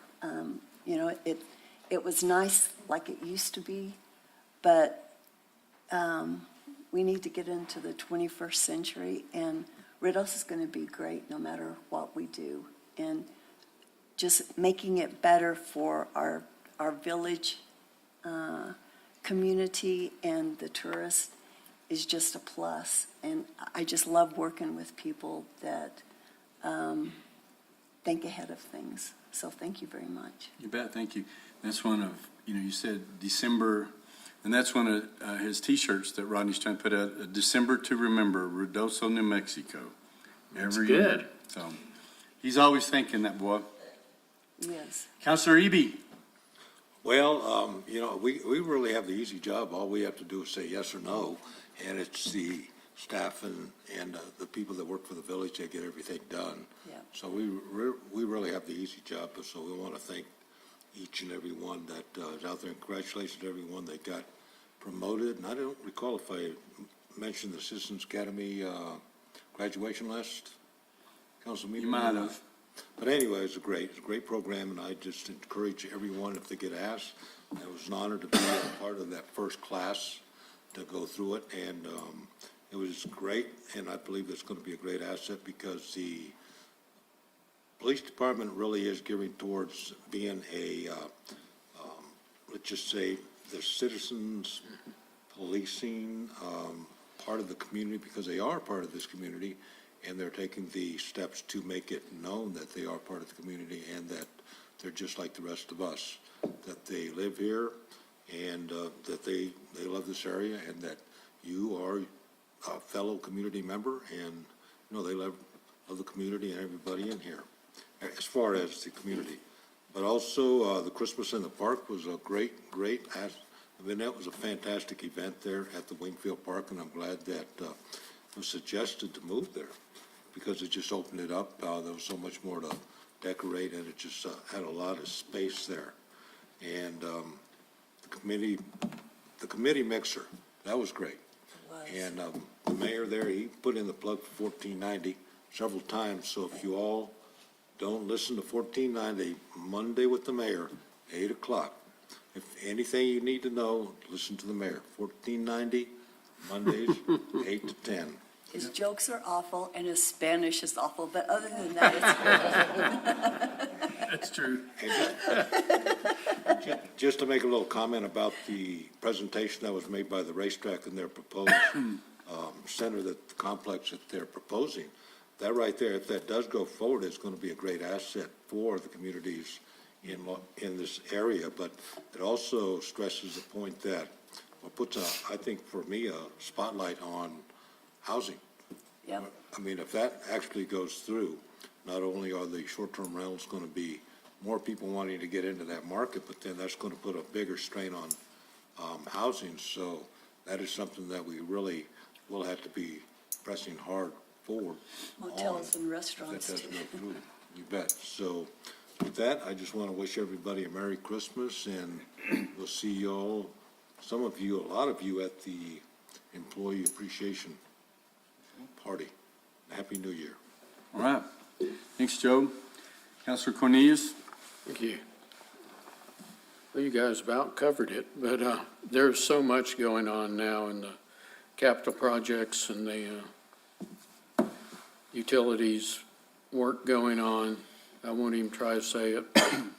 There again, Monday morning with the mayor, he talks about it. Yes. I'm surprised he didn't talk about the radio already. I've been warned to lay off that Okay. just a little bit. Well, we're covering for you. Yes, thank you. There's a lot of going on, and that project, the track, would be amazing if we could get it. But it also, I think, to get cooperation between the Downs, the county, and the village, it's really nice, because that's not always happened in the past. But everybody seems to be wanting to work together to move everybody forward. So hopefully that continues. So, thank you, Mayor. Thank you, Counselor. Counselor Coughlin? Least but not last, no, least and last. Yes. So, everybody, believe it or not, I do have a few things that you guys didn't cover, but the drone show, the only complaint that I received was it was so short, but then I found out afterwards, talking with Sydney yesterday, those batteries on those drones only last so long. So that's part of the reason that the show had to be the length that it was, and doing 2 shows, there wasn't enough time to recharge the batteries. But it was amazing. Christmas in the Park, moving that to Wingfield Park, I thought that was going to be a good idea when I first heard about it, but it far exceeded anything that I could ever think of. The backdrop for the pictures with Santa was amazing. Putting it up on the stage so that everybody could see was great. Santa was there and did a really good job of getting through all the kids. And it is a magical place with the amount of work that's gone on, and the way they talk about adding more for next year. We're gonna have to start decorating in September, I think, to get it all going. Yesterday, I stopped by Village Hall and had to go to the back, and it's the first time that I've been in since everybody's been moving back into their offices. It's great to see that the remodel is just about done. There's some little tiny things that are left. Some of the office space, they've got more room to work with. The only complaint that I have, it is white. We need to get some color in here. It is just blinding as far as the whiteness goes. Keeping busy. John alluded on to the capital projects. There are so many projects going on right now. Thank God we've got Zeke on board to manage all of that, because there's so much going on that's absolutely crazy. And it's been busy. I've been serving on the Employee Policy Committee with Councilor Ludeman, along with some of the different department supervisors and managers. And I want to tell you, I thought this was going to be something, we'd go through it and we're done in a couple of weeks or whatever. But the one day, we got through maybe 2 pages. Did we get through that many? I think maybe it was 1 page, I'm not sure. But it goes to show the thought process and the caring of all of the individual department managers, as far as the employees, making sure that the policies that are set moving forward are fair to everybody, to the employees, to the village. and we can have a cohesive team moving forward. And police inspection, thank you for the invite. I really enjoyed that. I hear about the number of officers we have, and I keep thinking it's this tiny little group. I mean, I know we don't have enough, but to see all the cars lined up there and see all the officers there, and to see some of them like Corporal Randolph, who seems like he just started last week with us, and now he's promoted to, time flies, and we've got, Tillman, we've got a number of others that I haven't seen in a while. To see them all there, it was pretty amazing. And as Ms. Fernandez talked about, the changes that are taking place within the police department are amazing. So the morale is up, and I'm seeing that across all departments. So congratulations to everybody. It's hard to believe Christmas is, this is the last week of school. Friday, the kids get out. So enjoy it. 2022, whether you want it or not, is right around the corner. Yep. All right. Thanks, sir. No, thank you, guys. Appreciate you. Now we'll move back to the manager's report. Go ahead, Manager Dodge. Mayor, we have submitted a pretty comprehensive report this month, but there's a few things that I'd like to highlight before I call on a couple of directors to do some presentations.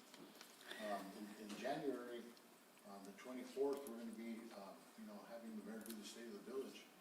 Last year, he did a 2-hour talk. Yeah. This year, it's going to be all the projects going on. Yeah, we're not going to do it quite this long. My mic was off. Yeah, it was. I thought something was going on. Yeah. And in addition to that, Mayor, and Council, as you know, the day after the State of the Village, we go into our master planning. Yep. And so we'll be having our strategic planning process on the 25th, 26th, and 27th. Okay. I think Ron's reached out to everybody and communicated with you all on those dates. The directors are already getting ready. They've started meeting with their teams and started to break down their operational tactical plans and getting ready to propose that to you all. On February 2nd and 3rd, a few days after the session starts is Lincoln County Days and then Municipal Day. So if you all get with Yvonne, she started to make accommodations for you.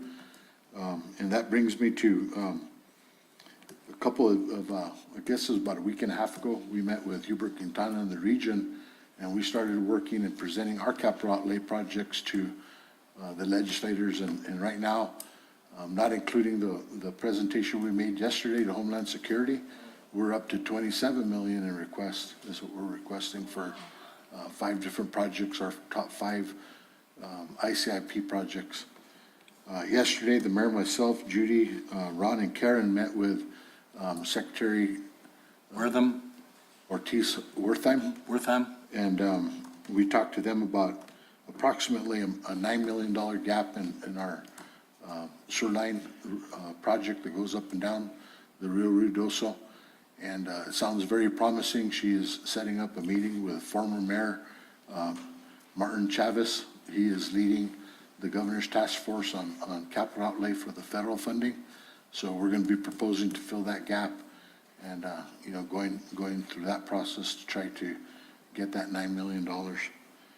So the policy committee, Councilor Coughlin, last time it took 3 years to rewrite that policy. So I think you've been working on it for 9 months now.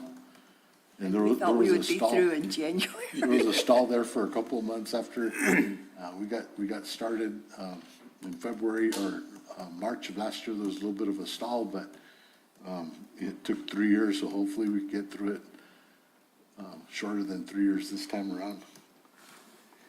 With that, Mayor, there's a lot going on, and we are going to have the pictures going back up on the walls, Counselor, so it shouldn't be so white. So that's the next phase. And in early January sometime, we're going to be proposing to do a re-grand opening of Village Hall and a celebration and bring people back in and show them what's going on, behind the scenes and in all the offices. And it's coming out beautiful from my perspective. Everybody's worked real well together. And, between putting up decorations, Rodney's guys have actually been over here helping move and whatnot. So Rodney left. So thanks to the Parks and Recs Department for helping us with that. Mayor, At this time, I'd like to go ahead and call up Eric to give a presentation on the accomplishments with the Village of Ruidoso with the GEO bonds and the current water conditions here in the Village of Ruidoso.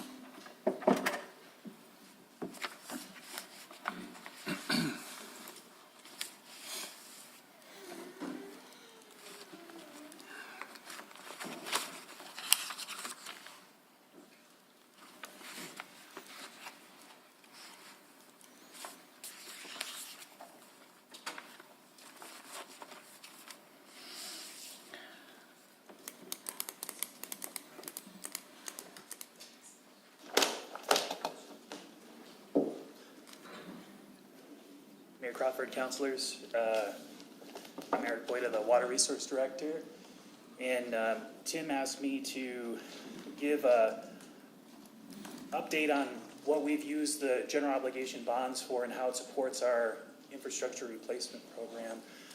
And then Mayor Crawford's asked me to give an update on our current drought. So, as you know, one of the root issues that we've been dealing with the general obligation bonds over the last few cycles has been failing water line infrastructure. This pipe on the right is a AC line that we're starting to have some complications with, in addition to the undersized galvanized steel lines. Since the start of the general obligation bonds, we've replaced almost 6 miles of distribution pipe. And that is the kind of worst of the worst lines. These are some of the initial projects that Adam proposed where we had, a single strand of pipe that was patched 4 or 5 different times. And so we've been systematically replacing those worst of the worst lines. Eric, Yes. so the hole in that pipe, so is water going through there all the time? Yes. So does the water leak out of that? Okay, I just thought that might happen, but I just wanted to make sure. Yeah, so that would have been a leak that would have triggered the distribution to pull that pipe out. Got it. All of our drinking water lines are pressurized, so water lines have to maintain pressure, otherwise you can get stuff that goes inside the line and contaminates the water. Right. So they always need to maintain pressure. And you can imagine how expensive that was, repairing it and then coming back and repairing it, tearing up the street. Right.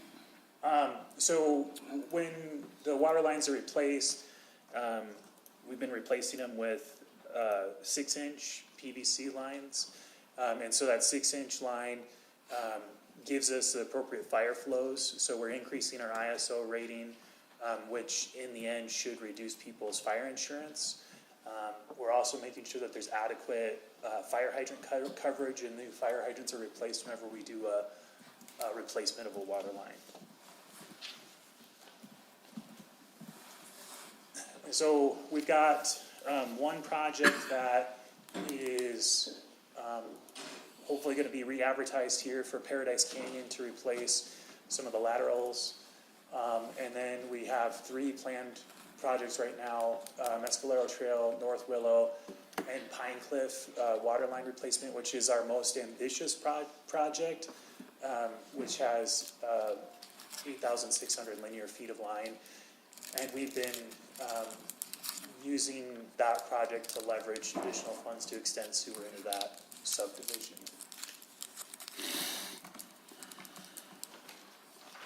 So with these replacement projects and other water conservation strategies, we've seen a net reduction in our total water supply to the system, although in the last few years we've seen a slight increase in total water supplied. But since fiscal year 2016, we've seen a reduction in 53 million gallons per year. And to put that in perspective of a per day amount, that would be 145,000 gallons a day that we've reduced in that. And if we assigned a value to that for our cost of electricity and chemicals, the consumables to produce water, that's about $50,000 savings per year. That's in the previous year, but at our all-time low in 2018, it was upwards of $100,000 per year of savings. The thing that's really driving the increase in water for the last 2 years is we had a uptick in sales, and then we also had quite a bit of substantial leaks in our system.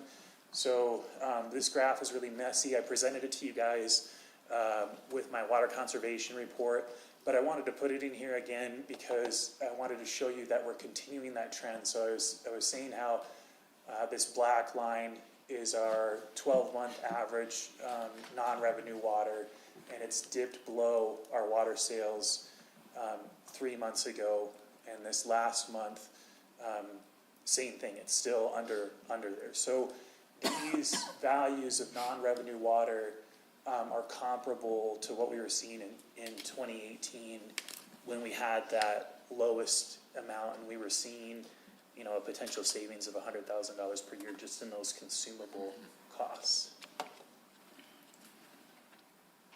And so I presented on it last time, but you know, right now we're doing our RFP for leak detection services, where somebody will either use correlation equipment or sounding equipment to test for leaks in the system, and we're going to do the entire water system. The last time we had somebody out to do leak detection, we made some pretty significant gains on our non-revenue water, and should be presenting an award to you guys at the next regular council meeting. Eric, how long of a process you think to do our whole system? I'm expecting that it will be approximately a year to do the whole system.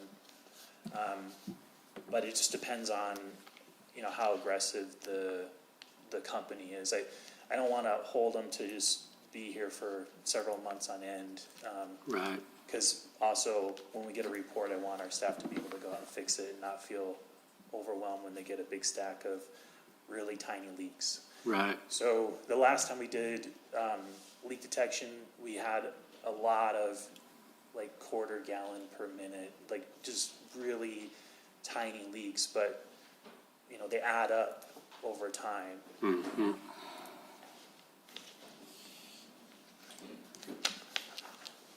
So in addition to water line replacements, we've done some other improvements in our distribution system and our water production system.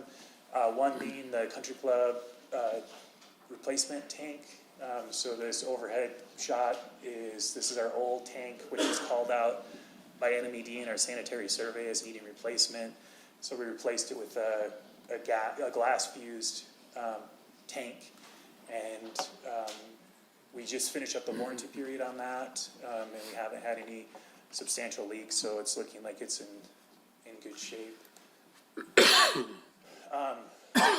We haven't been using general obligation bonds for the Eagle Creek well field, but by having these funds available, it's given us the ability to use SGRT to improve our well field.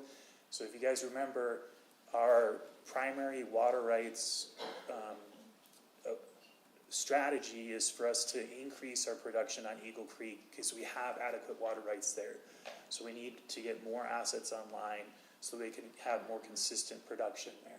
And so right now we've completed 3 wells that are associated with our Eagle Creek well field, the Alto 2, Middle Gatlin, and Apple Orchard, and Fault and Brown well is under construction right now.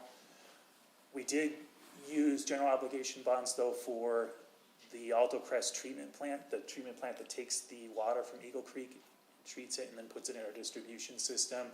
It's been a really lengthy project. It's been under construction for 18 months and should complete in early 2022. Right now, the scheduled completion date is March 2022. And if y'all haven't had a tour of the new plant, I recommend that. They've done a really good job. And so this doesn't do it justice, but this picture on the right is our before picture of our treatment process. It was missing the 2-stage flocculation paddles, which, you know, if you remember, we were just talking about it, Isaac was talking about using flock to get the wastewater materials out of the treatment process.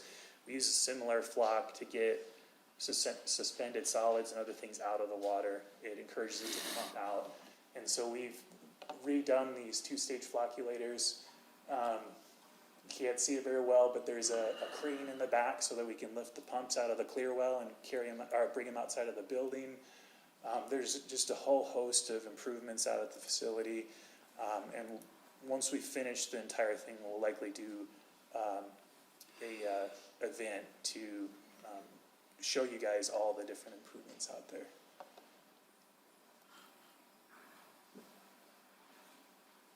So the general obligation bonds with us increasing the production from Eagle Creek, we've been able to improve the management of our water throughout the system.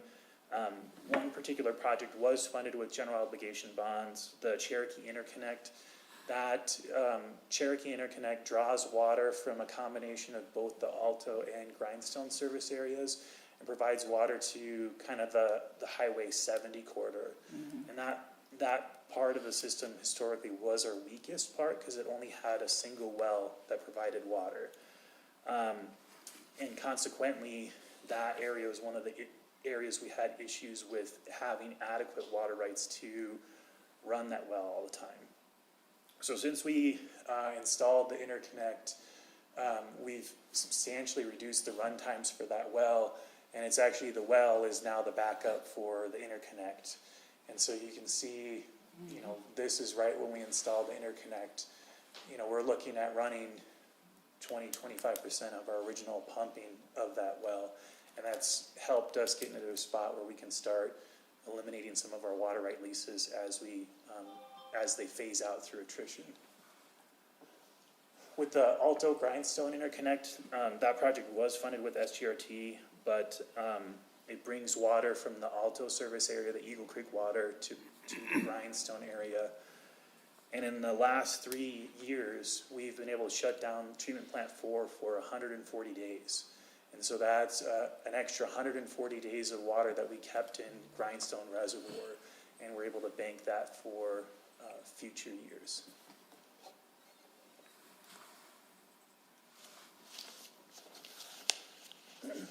So with the shift in our water right diversions, with these combined strategies, remember our whole goal is we need to increase Eagle Creek, we need to reduce our Rio Ruidoso, our well field that's in town, and the surface diversion to Grindstone. In the last 5 years, we've gotten in a better spot where we have more Eagle Creek water than the Rio Ruidoso side. This last year, though, it shifted, and it was planned that way. So we made sure to maintain adequate water rights on our Rio Ruidoso well field so that when we had reduced production abilities from the Alto Crest treatment plant, we had adequate water supplies to provide town using the Gavilan Canyon well field. So this is completely planned to have this increase in Rio Ruidoso. But once we have the plant back online at 100% and our wells online, we should see a continued diversions of Eagle Creek higher than the Rio Ruidoso.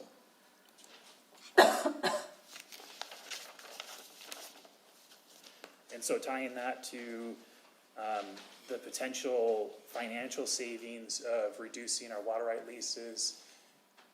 So this is our diversions on the Rio Ruidoso side. It's a combination of our base water rights and then also the import credits that we get by bringing Eagle Creek water into the system, discharging it to the Rio Ruidoso and taking a credit.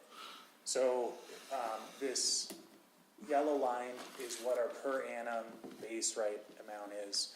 And again, in the last few years, we've been getting close to that amount. So we're starting to get to the point where we can start feeling more comfortable of eliminating some of those leases. Again, the base right diversion amount was a little bit higher this year, and that's because we were playing it conservative of some of our other diversions to maintain groundwater rights to supplement the treatment plant 3 because of its reduced capacity during the construction. So, when I first came to Ruidoso, that was when the village had its peak water right leasing program. And at that point, it was over $300,000 per year that we were spending on leases. And since then, we've been able to reduce it down to $76,000. And in the next 5-year period, we should drop off the remaining portions of our leases.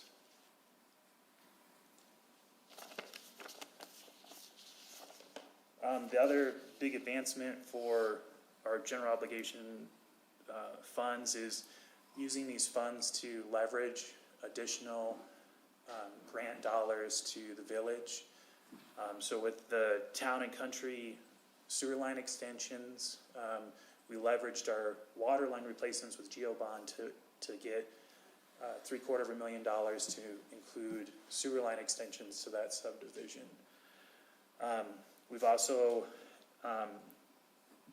brought ourselves back into compliance with the state so that we're eligible to qualify for Water Trust Board funds. And so last year we were awarded right around $500,000 for the Eagle Creek Wellfield Phase 2. And it's up to the legislature, but we've been recommended to the legislature for our Phase 3 to be awarded, and that would be just a little bit shy of $600,000 to do the Alto 3 and 4 wells. Those are those 2 wells that are kind of out in the middle of nowhere below the Alto reservoir.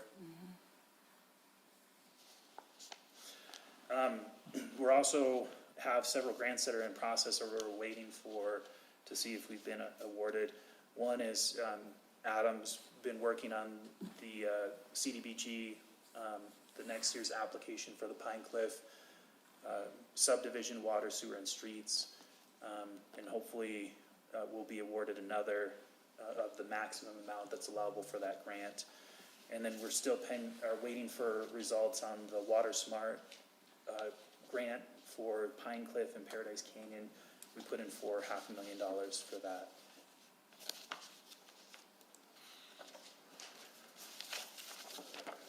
So the final thing is we're working on updating our water master plan. You guys just approved the award and contracts.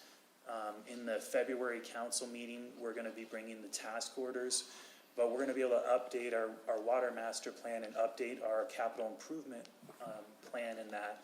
And so with this next iteration of general obligation bonds, if they're passed, we would utilize them to implement projects in this new CIP that's being developed. So, let's look at the whole system together in a big planning process and prioritize our projects again.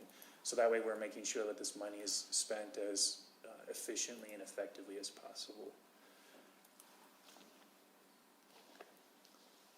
So is there any questions about general obligation bond?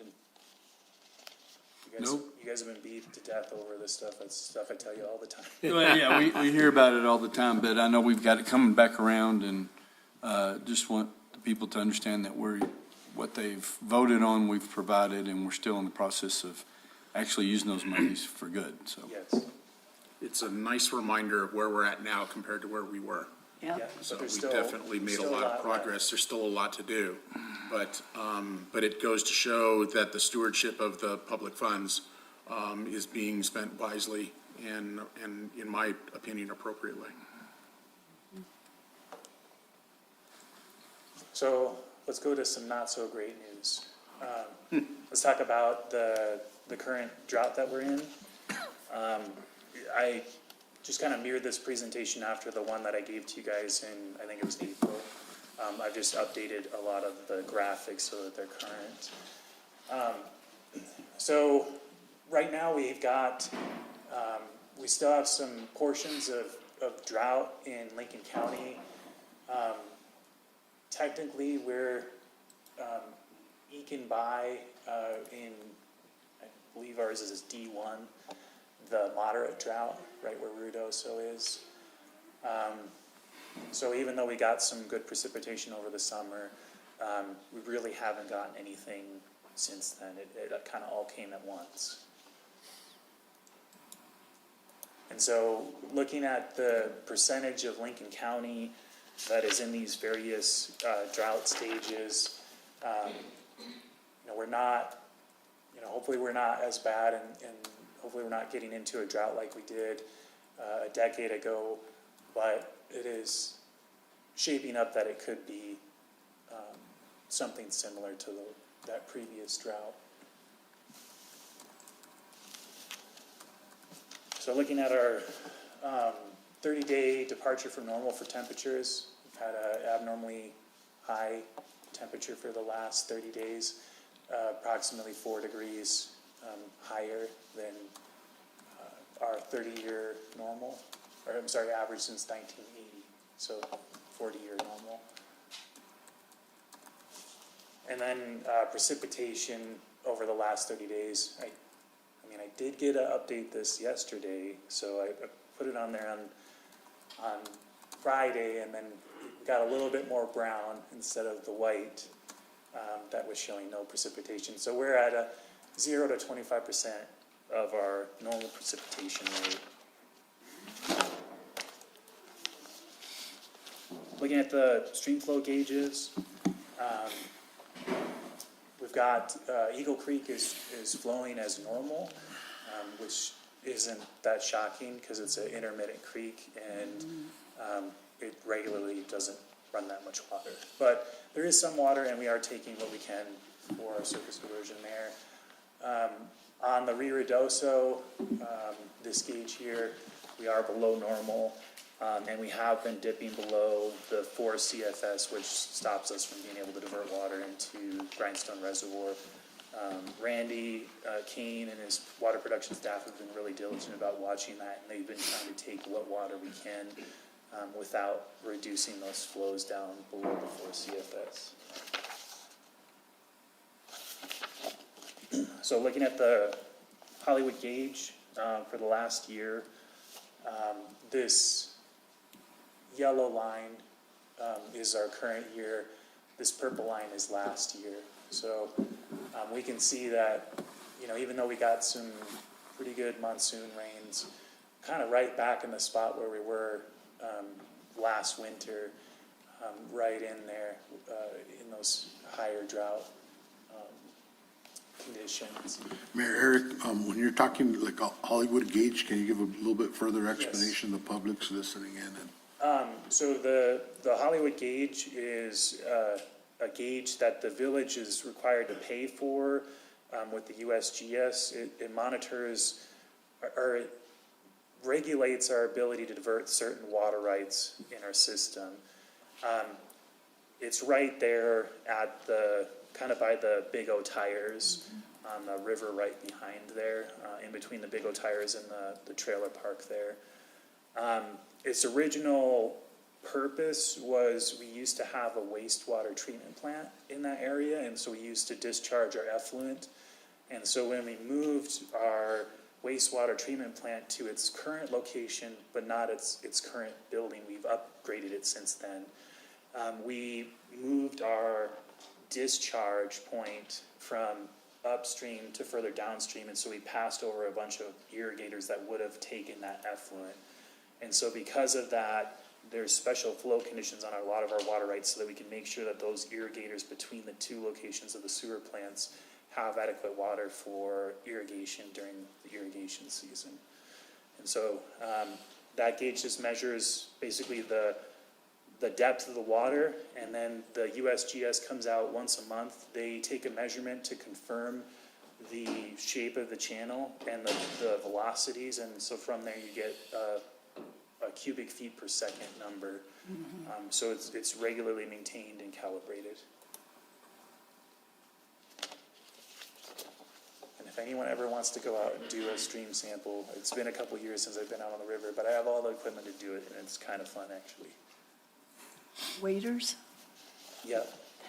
And it's the only time that I've ever used calculus in my professional career.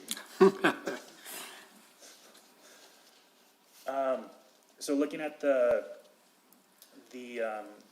SNOTEL station that measures the snow depth, and in this case, this is the snow water equivalent. So you can kind of assume that if you took snow, you might have like a light fluffy snow, and that could be a foot of snow, but there might be another snow that's really dense, and maybe it's only 2 inches, but they might be the same amount of water.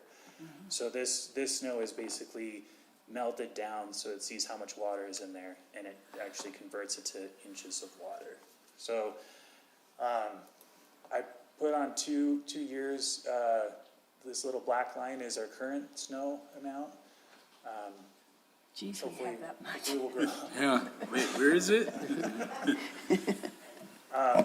But it is below and pretty close to our last year's, which was really just minimal amount of snowpack. We still got a lot of year left. Hopefully we'll get some good snow. But you know, this is the kind of stuff that we prepare for by trying to utilize surface water when we have surface water, so that we make sure our groundwater is available for these shorter periods. It looks like the median green. Blue looks So like. looking at our 2013. breakdown of different water diversions. So again, I always like to break stuff down into the Ruidoso side and the Eagle Creek side, and in this case, we split it between surface water and groundwater. So of course, you know, the bulk of our water is Eagle Creek groundwater. Our North Fork well field and all of the supplemental wells has always been one of the biggest components to our water production capabilities. You know, we've only recently restored Eagle Creek surface water to our setup. We took advantage as best we could this year, but there just wasn't a lot of surface water, and when we did get surface water, it was pretty nasty water, huge storm surges. But we were able to take some Eagle Creek surface water.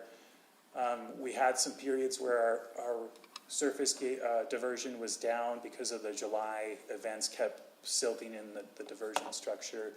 So you can see at the orange, we had quite a bit of reduction, but we still, again, fought for what we could divert, and still were able to divert some water this year. This is just another representation to show those values without them being stacked, really demonstrating the importance of the Eagle Creek water. And here is the breakdown of ratios of our surface water to groundwater. Again, groundwater is making up most of our diversions in this last year.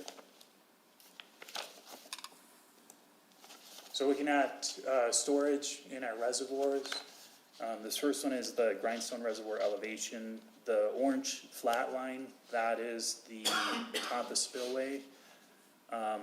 So, you know, one of our leaks in our system for this last year was in the Grindstone area, and so we had some pretty big demands on Grindstone. In addition to not being able to take water for such a substantial amount of time, we did see a drop in Grindstone Reservoir. We took advantage the best we could of this year's monsoon event. We were able to put some water in there, but unfortunately without any precipitation this fall, you know, November, December through February is typically when I want to divert as much water as I can into Grindstone. And it's just not there now. So that's, we're 18 feet away approximately from spillway. Is that what that shows in August or September?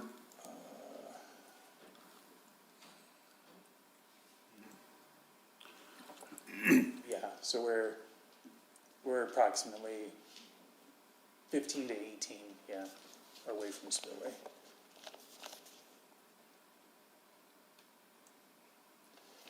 And then the reservoir storage in acre feet. Remember, the higher elevations have more storage.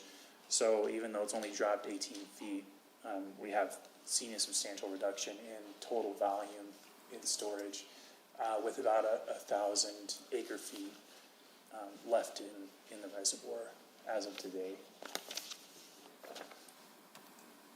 So looking into the future as best as the government can, The drought outlook is gonna be that the drought persists, and then in the rest of the state, develops further.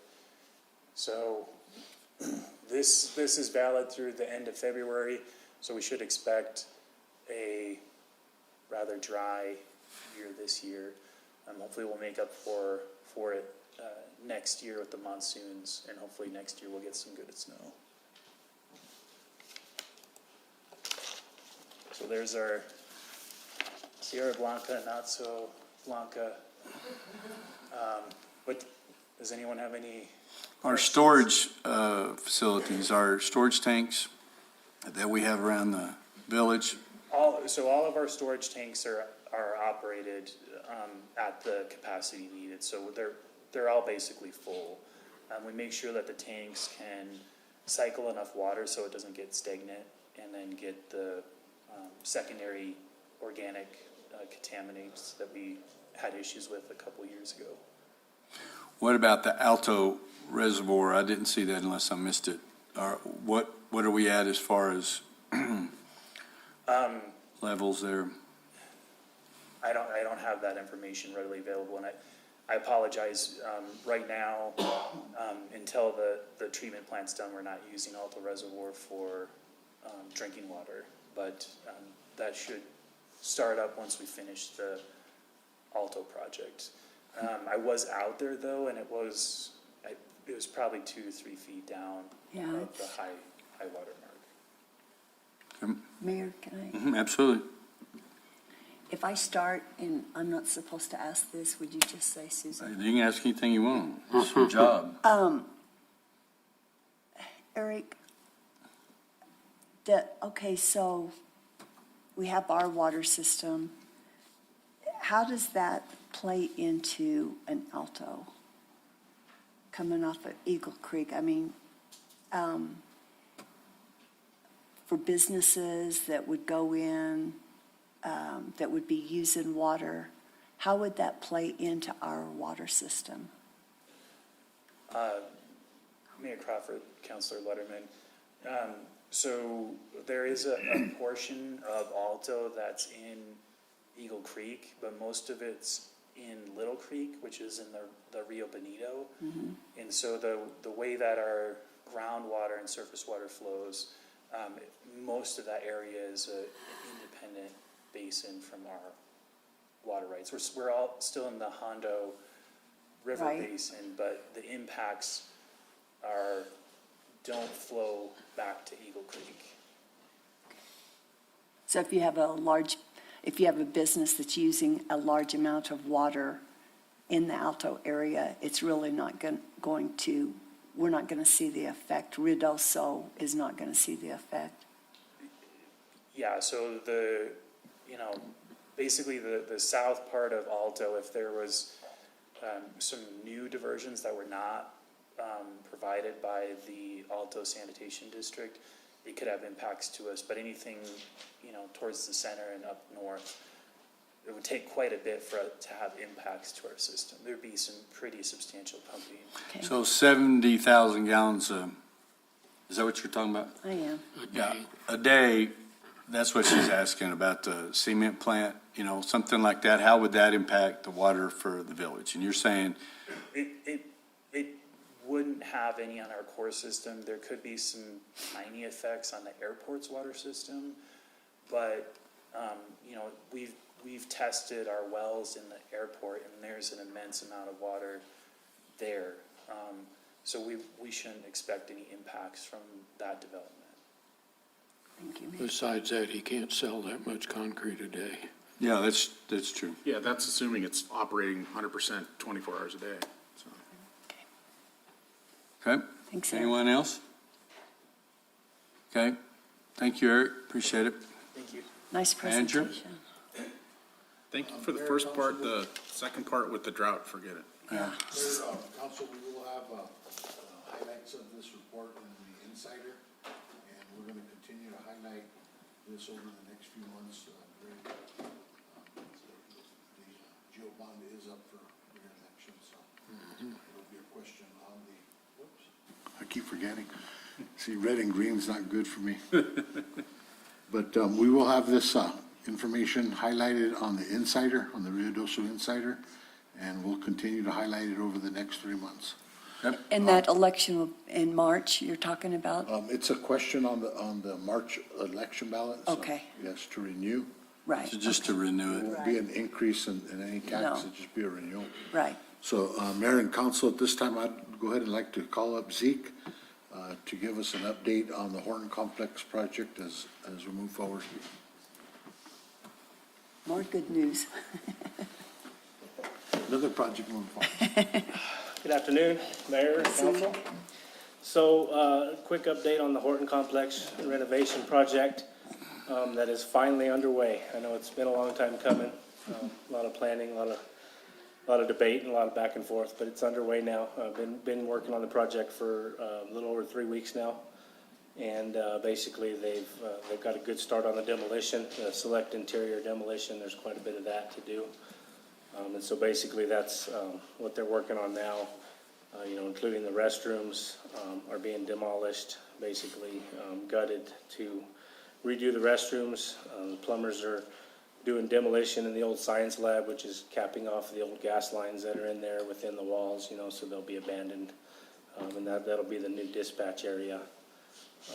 Currently scheduled for the next couple of weeks to start is the asbestos abatement. And that's also kind of a select demolition area. They're not going to go through there and just abate everything. They're going to select demo areas that they need to do penetrations into the walls and different things there for the new construction. Electrical starting. Electricians are actually on site today. We met with P&M this morning, and our electrician kind of got an outline of where the new transformers are going to go.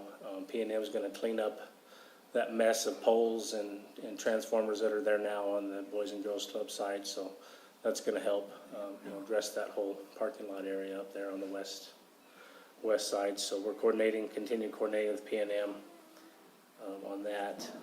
And also been coordinating with the school district there at the admin building, because we are going to be doing some work there in the parking lot and in and out to maintain their parking.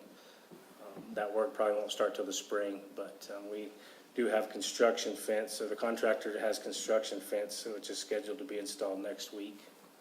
And so you'll see construction fencing, which will kind of encapsulate that existing parking area where keep people in and out of there, and also allow the administration to still get to their building.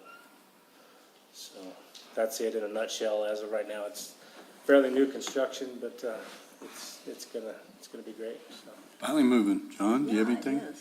Yeah.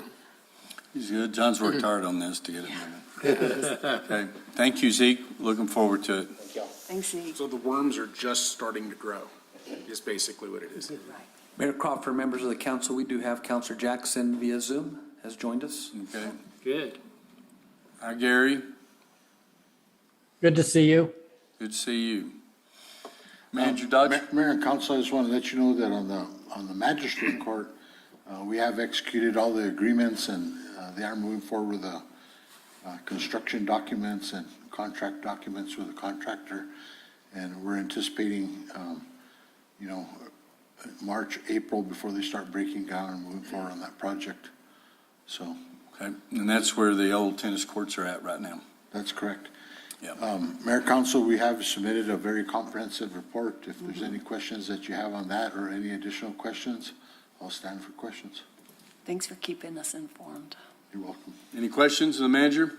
Okay. We'll move on. Ben, thank you very much to public hearings. We have two today. First one is Restaurant A Beer and Wine Liquor License with an on-premises consumption only to be used at the business known as Pizza Hut of Ruidoso, located at 725 Sudworth Drive, Ruidoso, New Mexico. And so we have some representatives from Pizza Hut today. We'll have open up to the public here in just a second, but I want to ask Ron, do we have any inquiries or comments from the public that was sent to the Mayor Crawford, members of the council, regarding this liquor license application from Pizza Hut, the clerk's office did not receive any public comment or public input by email, phone call, or any written comment. Okay. All right, at this time, we'll open the meeting up to the public. If there's anyone here that wants to speak in for or in opposition of the beer and wine license, now's your time. I don't really see anybody, and there's nobody on Zoom. We have representatives from Pizza Hut here in the audience, so, but no one on Zoom, no. Okay. All right. Well, does anybody have any questions? Okay, so we'll close the public portion. Now we'll open up the item for a motion. Question first? Yes. Robert, Derek, don't you guys already serve beer and wine? We did, but we have a transfer of ownership, so. Okay, because it didn't indicate a transfer of ownership, but that's what I kind of assumed. Yeah. Okay, So we actually just renewed it, but we had to get a new one, so got it. Okay, go through the whole process. thank you. Rifle, you got to ask your question. I just. The mayor already asked. I don't know. I keep jumping He's ahead. always I'm stepping sorry. on. He's always But taking after- my job away. After years and years of being totally reminded, I finally picked it up. So Mayor, I'll go ahead and make a motion. I move to approve a restaurant beer and wine license, a restaurant A, beer and wine license with on-premises consumption only to be used at the business known as Pizza Hut of Ruidoso, located at 725 Sutterth Drive, Ruidoso, New Mexico. Second.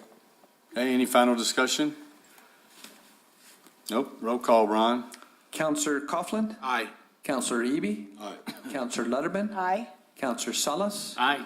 Counselor Cornelius? Aye. And Counselor Jackson? Aye. Thank you.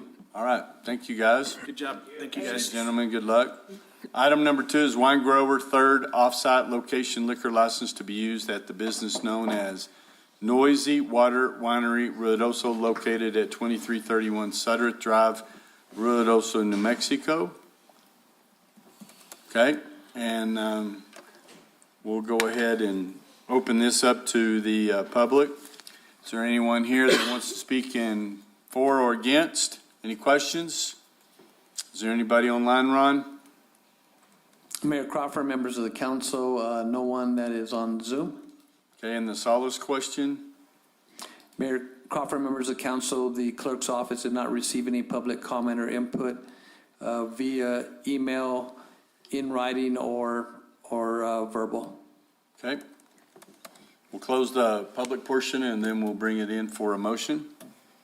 I'll make that motion. Okay, make that motion. I move that we accept the wine grower third off-site location liquor license to be used at the business known as Noisy Water Winery Ruidoso, located at 2331 Sutterth Drive, Ruidoso, New Mexico. Second. Okay, any final discussion? Comment, Yes, yeah, sir. I didn't know if our guest here, Mary Joe, wanted to say anything or. Is this the old pub location? Oh, great, okay. You guys aren't wasting any time. Good. Yep, okay. Excited. So, yeah, we're excited to get that thing That's done. gonna be wonderful. Okay, no final discussion. Roll call, Ron? Counselor Letterman? Aye. Counselor Salas? Aye. Counselor Cornelius? Aye. Counselor Coughlin? Aye. Counselor Jackson? Aye. Counselor Eby? Aye. Thank you. All right, thank you. Thank you, ladies. Yeah, thank We're you. looking forward to it. Yep. I bet. Yes. Merry Yes, Christmas. Merry Christmas to you. Regular item, number 1, discussion and possible action on final Grindstone Canyon and Reservoir Master Plan, postponed from November 9th, 2021, regular meeting. And where'd Rodney go? Rodney said, I'm out of here. Mayor, Groundwork Studios is on to present this item. Okay. Yes, hello. Thank you, Mayor Crawford, members of the council. Let me see if I can share my screen here.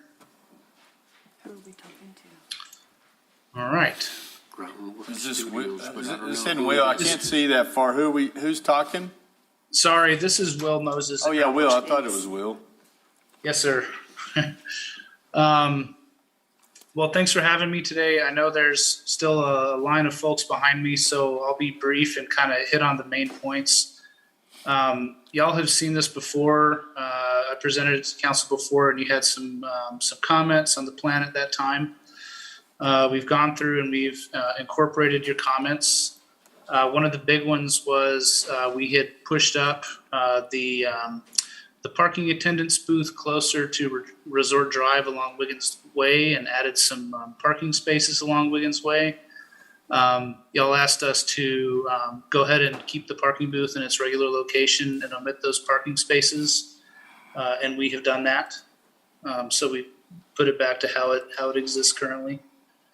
On the list of priorities, I'm going to jump down here a little bit. Initially, we had the campground parking expansion item down the list. You see the campground parking expansion here. We had it down the list underneath Fisherman's Trailhead parking. Y'all asked us to bump that up the list to come after the main parking area improvements. We've done that.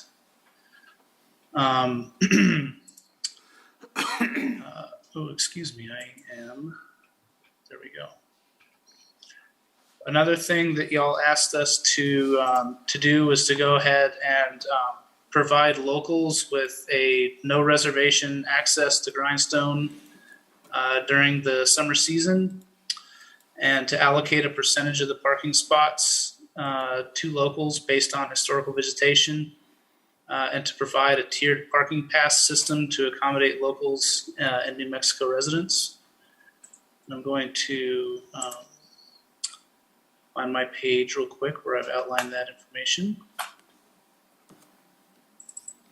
So what we're proposing now, and this is based on discussions with Rodney, is a tiered parking pass system with a $10 summer pass for village residents, no reservations required, with a percentage of those parking spots set aside for residents. A $20 summer pass for residents of Lincoln County, and a reservation is required for those. A $30 summer pass for New Mexico residents outside of Lincoln County. Again, reservation is required. And a $10 daily pass for out-of-state visitors or non-village residents without a summer pass. And again, reservations would be required with that. You asked us to clearly identify the Fisherman's Trail parking area. So I'm going to bump back up the list here. So that is located here. Will, 1 second. It's Susan. I was just wondering on those passes, is that per family or is it Susan $20, Tom $20? It's per vehicle. Okay. Mayor, I may miss something, but who, did the council ask for those? I don't know about us approving that. We haven't. I think that's part of the plan, isn't it? Well, it says it's recommended. That's part of the plan. Yes, Yeah. It's recommended. Oh, it's okay. recommended. Will, you keep referring to, you asked us to, Yeah. and I don't recall that the council But I asked. think it's you're talking about the public input and the different meetings that you've had. The Yes. information that you're Yes. getting is what you were asked, and so these are your answers and responses too. Yes, excuse me. Sorry, I was not as clear on that. Well, I seem to remember there was some kind of discussion about village residents having a better incentive than non-village They residents. did $20 and $30. That's what was. Right. Then that was part of the discussion. I think that's where they've come up with this plan is Got it. it gives a lesser fee to village residents. That's right. So they have a $10 pass that's good for the whole summer, is what we're proposing. Okay. It's a proposal. Mayor, Council, I just want to move forward and pass this without really looking at the operational Yeah. Right. Right. issues. That can be Exactly. modified. Yeah. You know, That's to be able fine. to manage this type of a structure and to be able to create the financial controls is going to be a challenge, so. Judy, are you listening in on this? That's, it, Should we even have it in there? Should we what? Should we even have those The kinds of things fees in and our, stuff in there. in the master plan? Well, I mean, I think that they should be addressed in there, but I mean, they're all proposed. Okay. So we can go ahead and approve it and then come back and modify. Is that what you're saying, manager?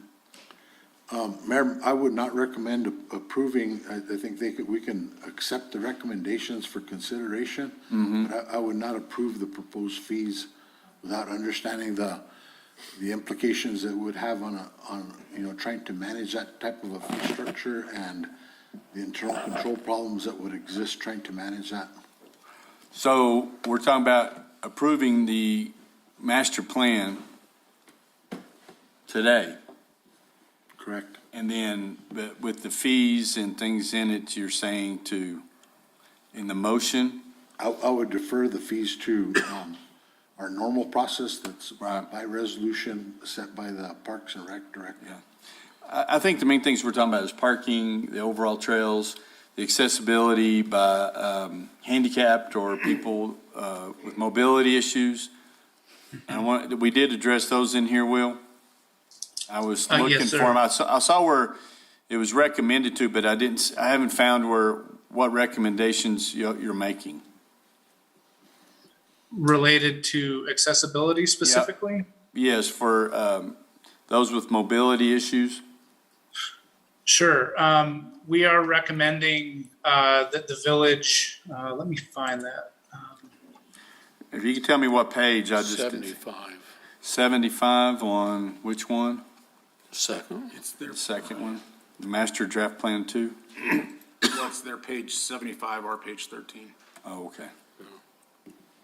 Page 75. That's correct. Thank you. That's where we discuss improving the accessibility of the trails.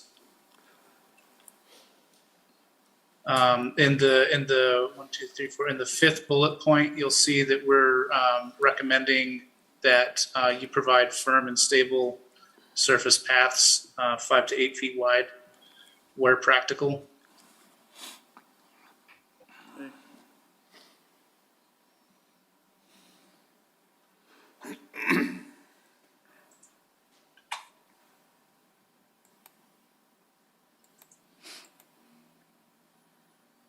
Okay, go ahead. Okay. So where was I? I was on the Fisherman's Trail. So we have, again, these were the recommendations for improving access to the Fisherman's Trail and providing a dedicated parking area. So we've got a small parking lot with approximately 12 spaces. We've got a pit toilet proposed at this location and a trailhead connection through the woods here. And for some context, this is next to the equestrian parking area. Oh, okay. One of the other things that we're recommending is that we've got approximately 300 proposed parking spaces currently in the plan. As the lake level decreases, there's going to be a decrease in shoreline that's available for people to recreate at. So we're recommending decreasing the amount of parking based on the percentage of the water level in the lake. So, for example, as the water decreases 10%. Below 100% capacity, you might decrease the amount of reservations available by 10%. Let me interject there, Will, Mayor, councilors, because when I did read that paragraph, it concerned me mainly in the summer as that shoreline fluctuates quite a bit with the use of us drawing from there. So I would hate to say that this weekend we're limiting or we're reducing our parking by 10% or this formula that's here and people make plans to come the following weekend, and then it keeps decreasing. I mean, there should be some kind of triggers that we know for sure for the month of June, we have 300 car capacity like we did in 2000 or whatever that, or in 2020.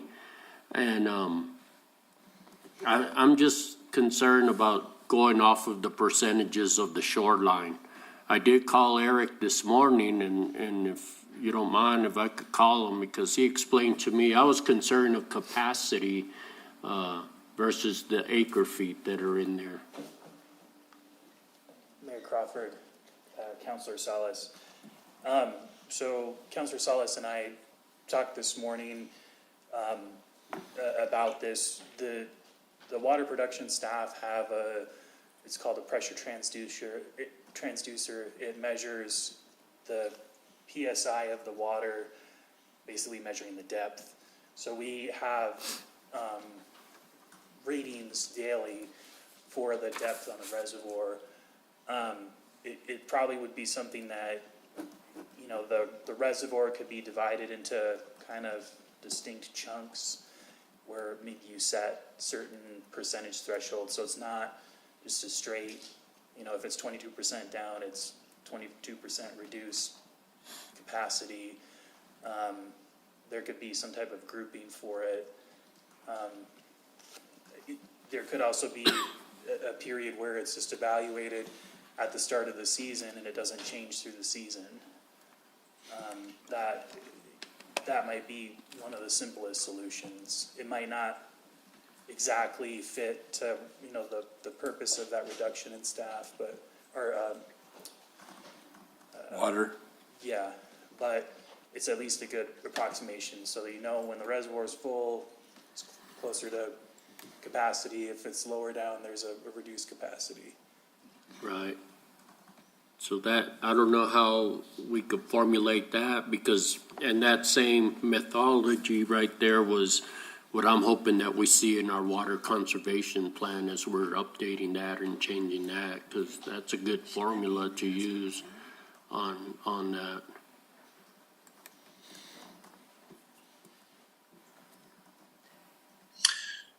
We can make that update to the plan.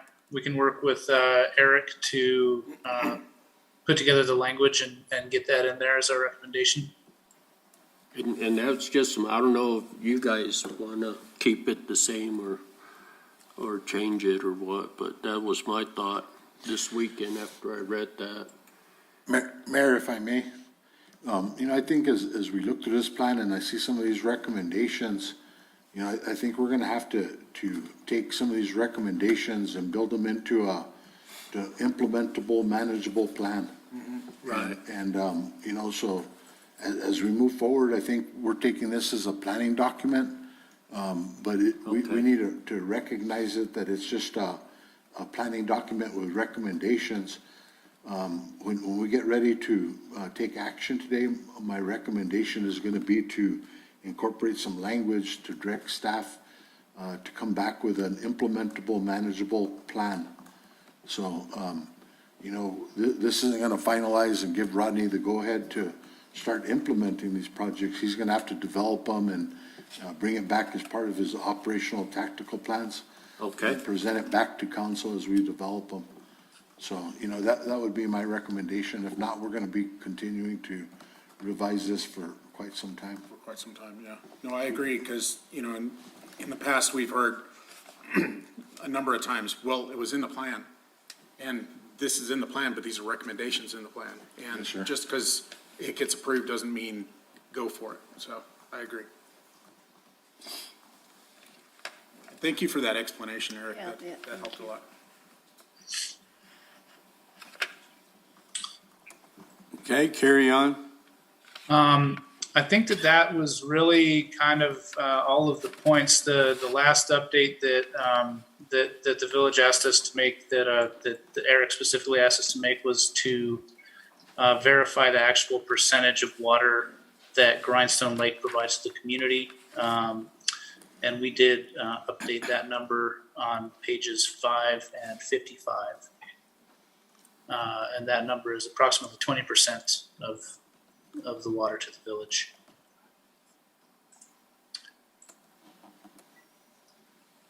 Okay. And that was, that's really kind of the gist of the updates that we've made from the last time y'all saw the plan, which I think was back in February. So I can answer any other questions you might have. Okay, does anybody have any additional questions? No. Oh, Mayor and Council, I do have a proposed recommendation for the action. okay, Mayor, my proposed action on the final Grindstone Canyon Reservoir Master Plan is to accept the plan as a planning document and direct staff to develop an implementation plan that is manageable. okay. And Mayor, I'll make that motion with the words out of his mouth. And I'll second it. Okay, do we have any final discussion on it? No? Okay, well, that went pretty smooth. Roll call, Ron. Counselor Coughlin, Aye. Counselor Letterman, Aye. Counselor Eby, Aye. Counselor Salas, Aye. Counselor Cornelius, Aye. Counselor Jackson. Aye. Thank you. All right, thank you, Will. Thank you all. Have a great day. You too. Item number 2 is discussion and possible action on resolution 2021-53, adopting a revised travel policies and procedures manual, providing for the repeal of prior resolutions and written travel policies and procedures and an effective date. And we had a little per diem example that we had asked for that each of you should have. Yes, ma'am, Judy. Mayor and council, this resolution is just increasing the per diem rates. At our last budget conference with DFA, they reported that they had increased the per diem rates, which covers your overnight travel, your meals, and your lodging together. And as you know, in-state was $85, and they have increased it to $151, which is a $66 increase. As you know, if you go per diem, you don't have to supply receipts. We give you your money. You can apply for 80% advance if you would like, and then when you return from travel, you can get the other 20%.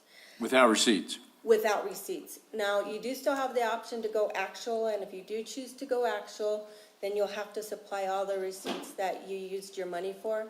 Again, we can reimburse you based on per diem rates, the 80% if you would like.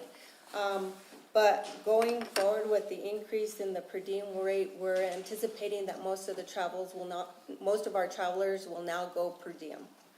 So they did increase in-state from $85 to $151, in-state special area, which is Santa Fe County, from $135 to $194, and all out-of-state is increased from $115 to $151. As you recall, in the last policy, there was several out-of-state special areas, San Francisco, LA.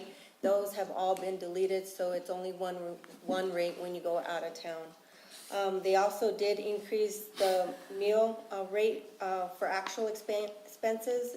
In state, we used to get $30 per 24-hour period. Now it increased to $55, and the out-of-state went from $45 to $55. On the partial day returns, so after your last 24-hour period when you're coming back, if you have so many hours, 2 to 6, it went from 12 to 18, 6 to 12 went from 20 to 40, and then 12 hours but less than 24 went from $30 to $55.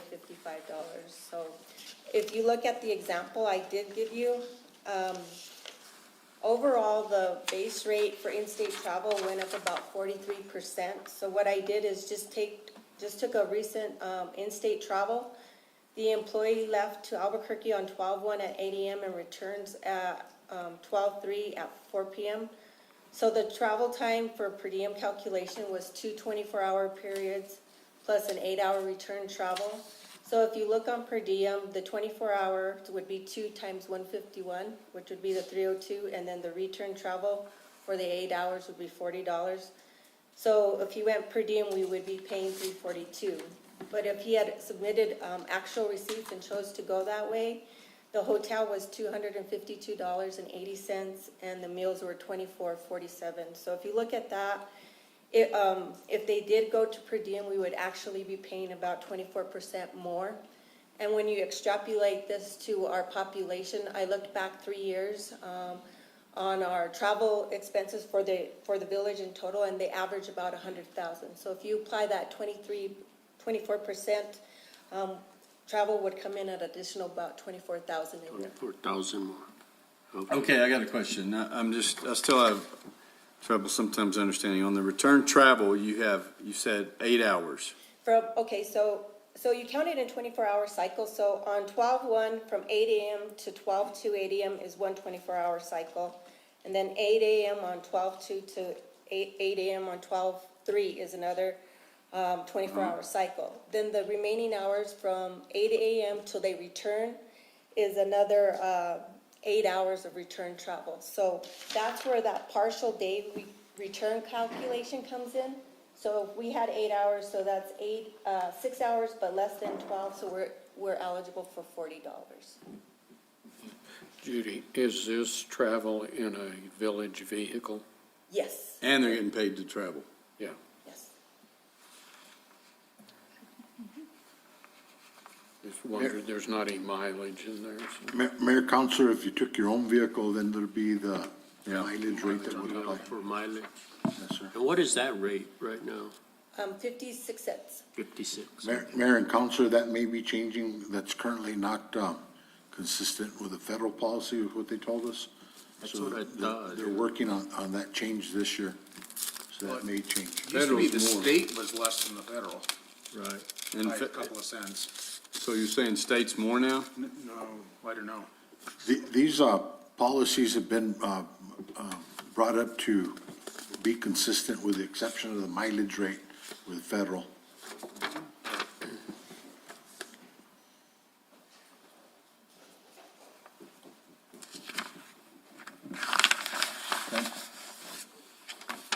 All right, anybody have any additional questions? Okay. So can we get a motion on this resolution?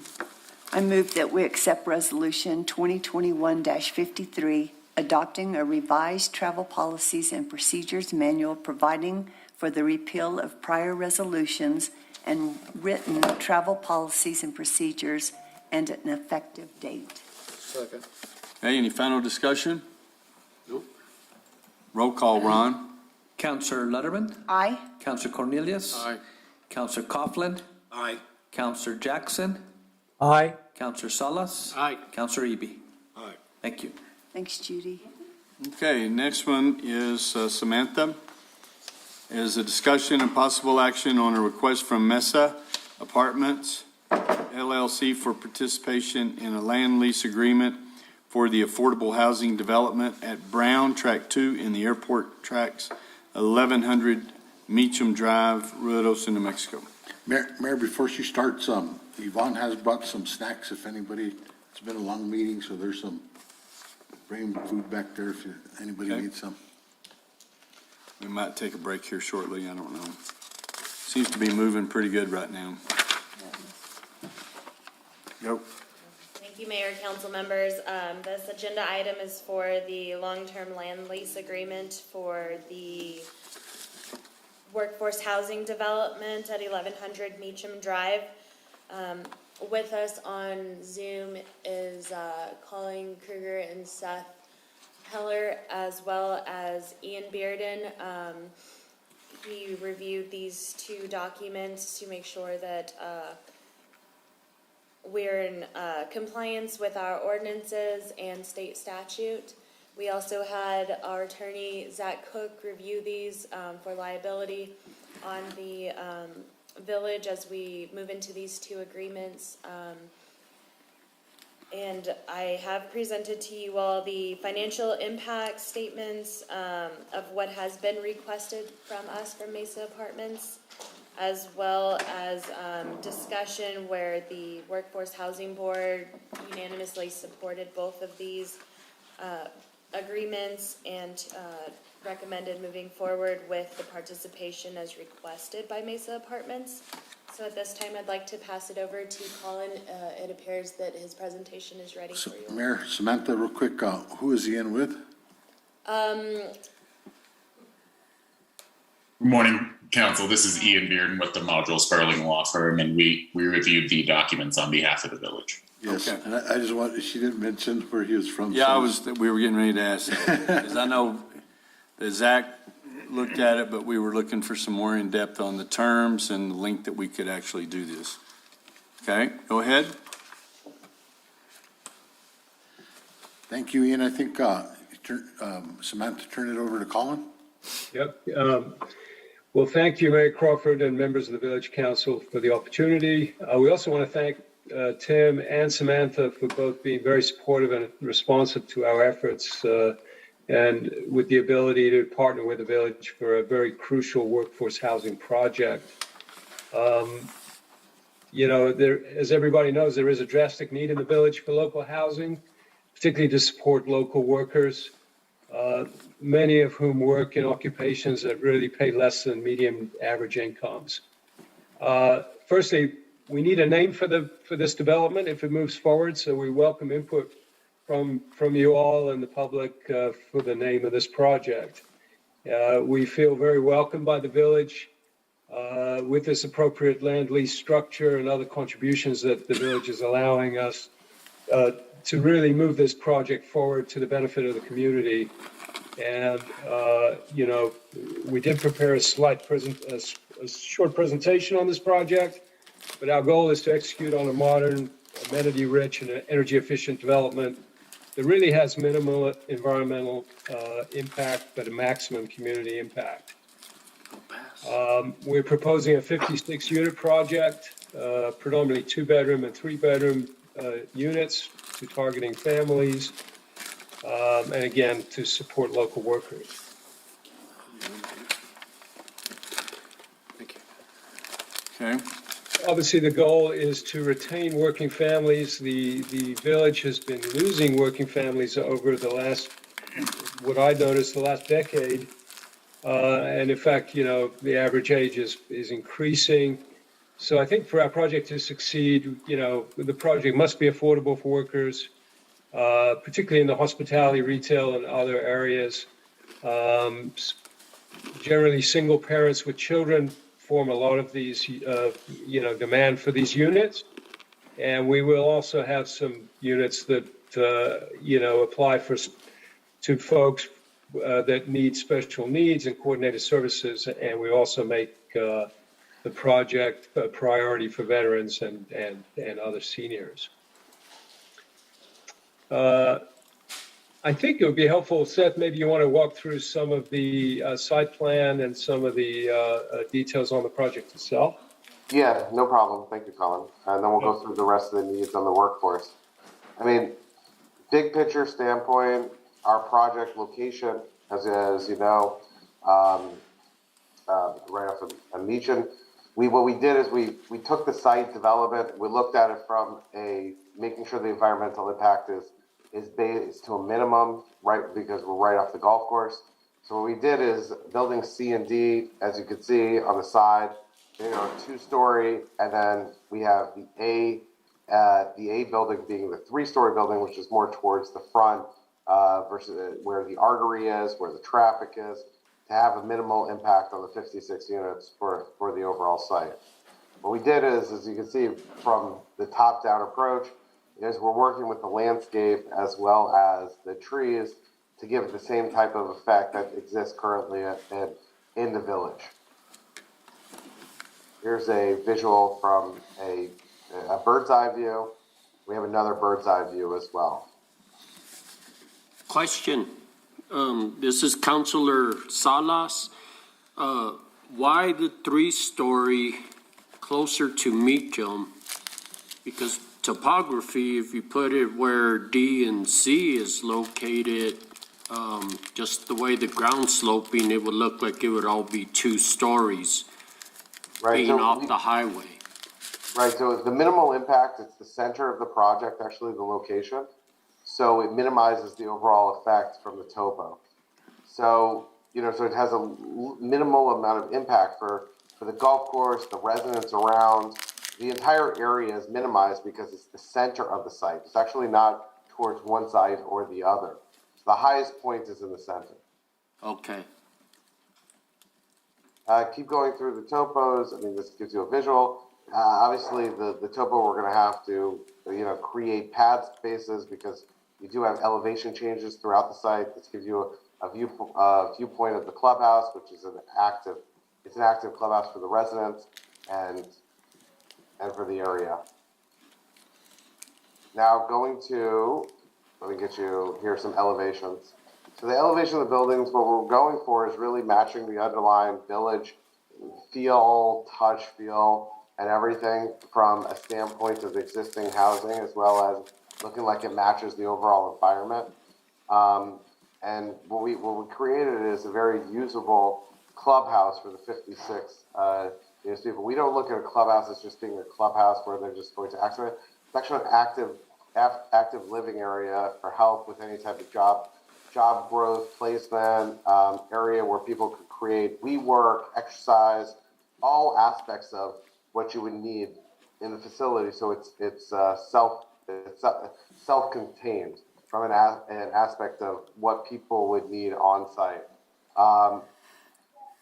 Going to unit dimensions and unit sizes. This is a breakdown of the units and how the units would work. You can see the elevations of the buildings. We have a viewpoint. I know we've gotten some feedback from some of the people from the design element to have stone effect and things like that from a standpoint of stucco mix of high level, low level, and we're incorporating that look of the village into the overall plan. But as you see, the units are large from the 1 bedrooms. Over here is you have a 2 bedroom, 2 bath unit, and then a 3 bedrooms, 2 bath unit. 2 bedroom, 2 floor elevations. And they're 2-story walk-up type of facility. We went through the entire goals of what the village was looking for the development, and we made sure to take the design elements, the civil elements, as well as all the MVP elements to make sure that they're 100% incorporated within the site. So, having rents that really work for people that are working within the community, the teachers, the fire, anybody that works at the city and the commission in the village. This is housing for the people's people, right? And that's the point of it. And that's why we want to make sure it's just as nice, if not nicer than any other, the housing within the village as a whole. And we want to be able to make sure we match the landscape and feel and touch of the overall area.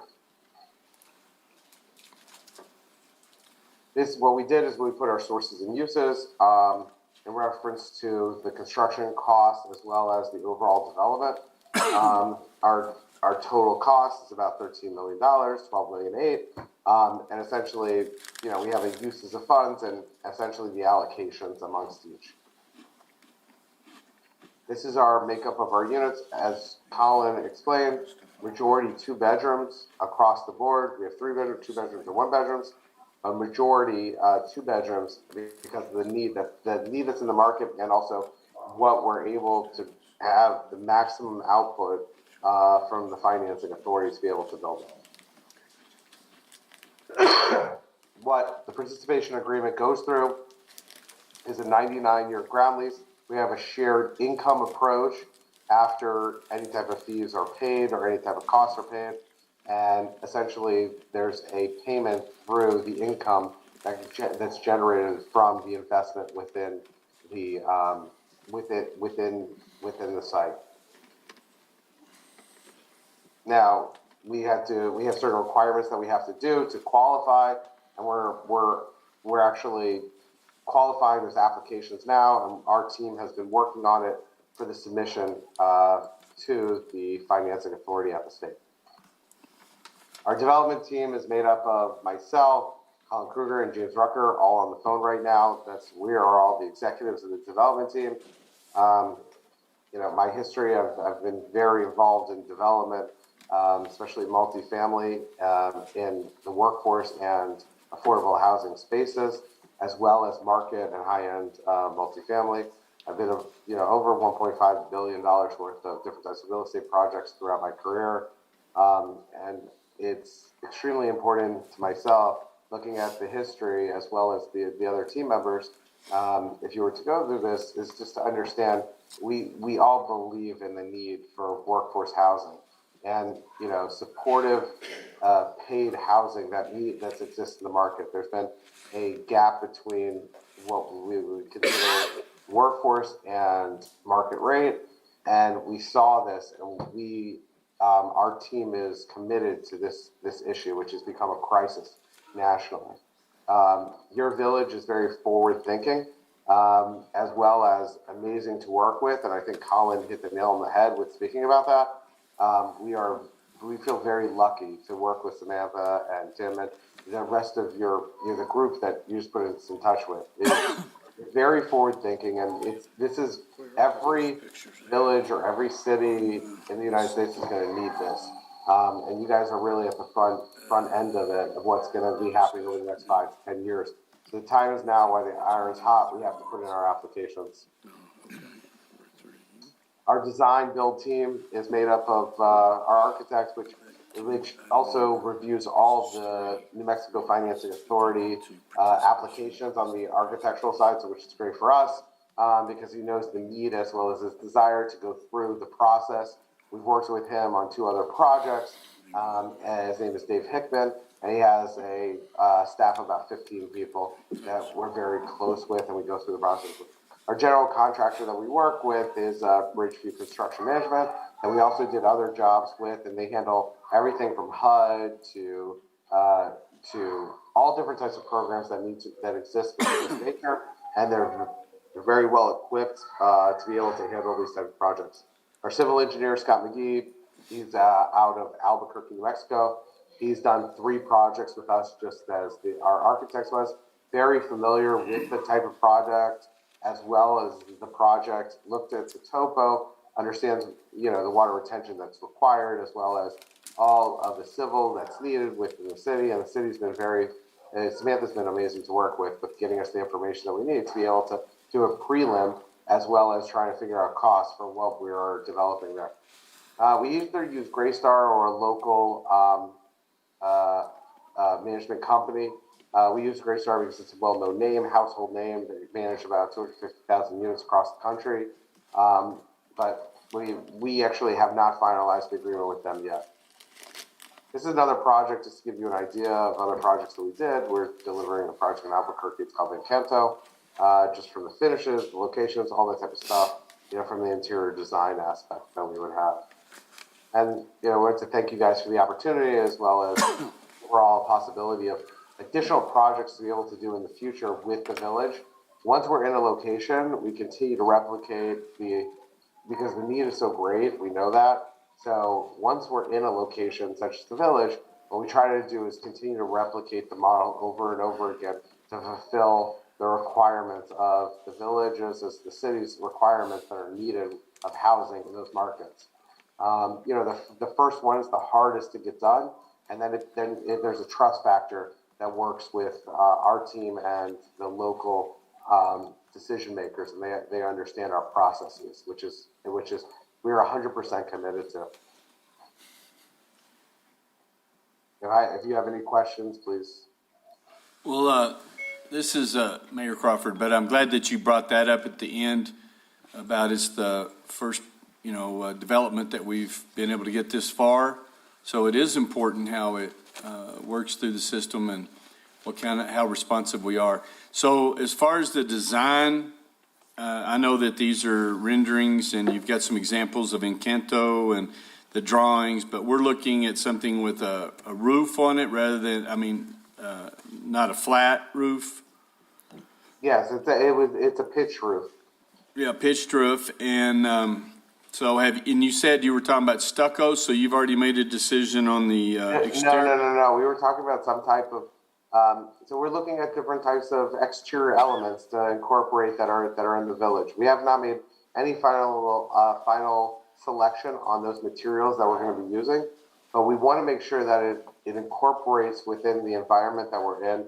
We looked at a rock base. I mean, for instance, we're looking at rock base, stucco on top and the rock base on bottom. Yeah. Have that same feel of the village of what's currently there, and that's one of the options. We have different type of siding approaches depending on what's needed, what we want to do. We're gonna make sure that it fits into its environment. It's the most important thing for us. Minimal impact with maximum potential so people are happy, so we can continue to fulfill the need within the market. We're not trying to go against the grain. We're going with grain. There's no ego on our side about what type of product we're building. It's more of what's needed to be able to deliver. That's really what we care about. Okay. Samantha, does this meet all the height requirements and everything that the village has? Yes, It's Mayor, 35 Councilor feet, I Cornelius, yes, they do meet the standards by the village code. They Okay. went before the planning commission in December. We rushed them to meet the deadline to get our commissioners the ability to review it prior to.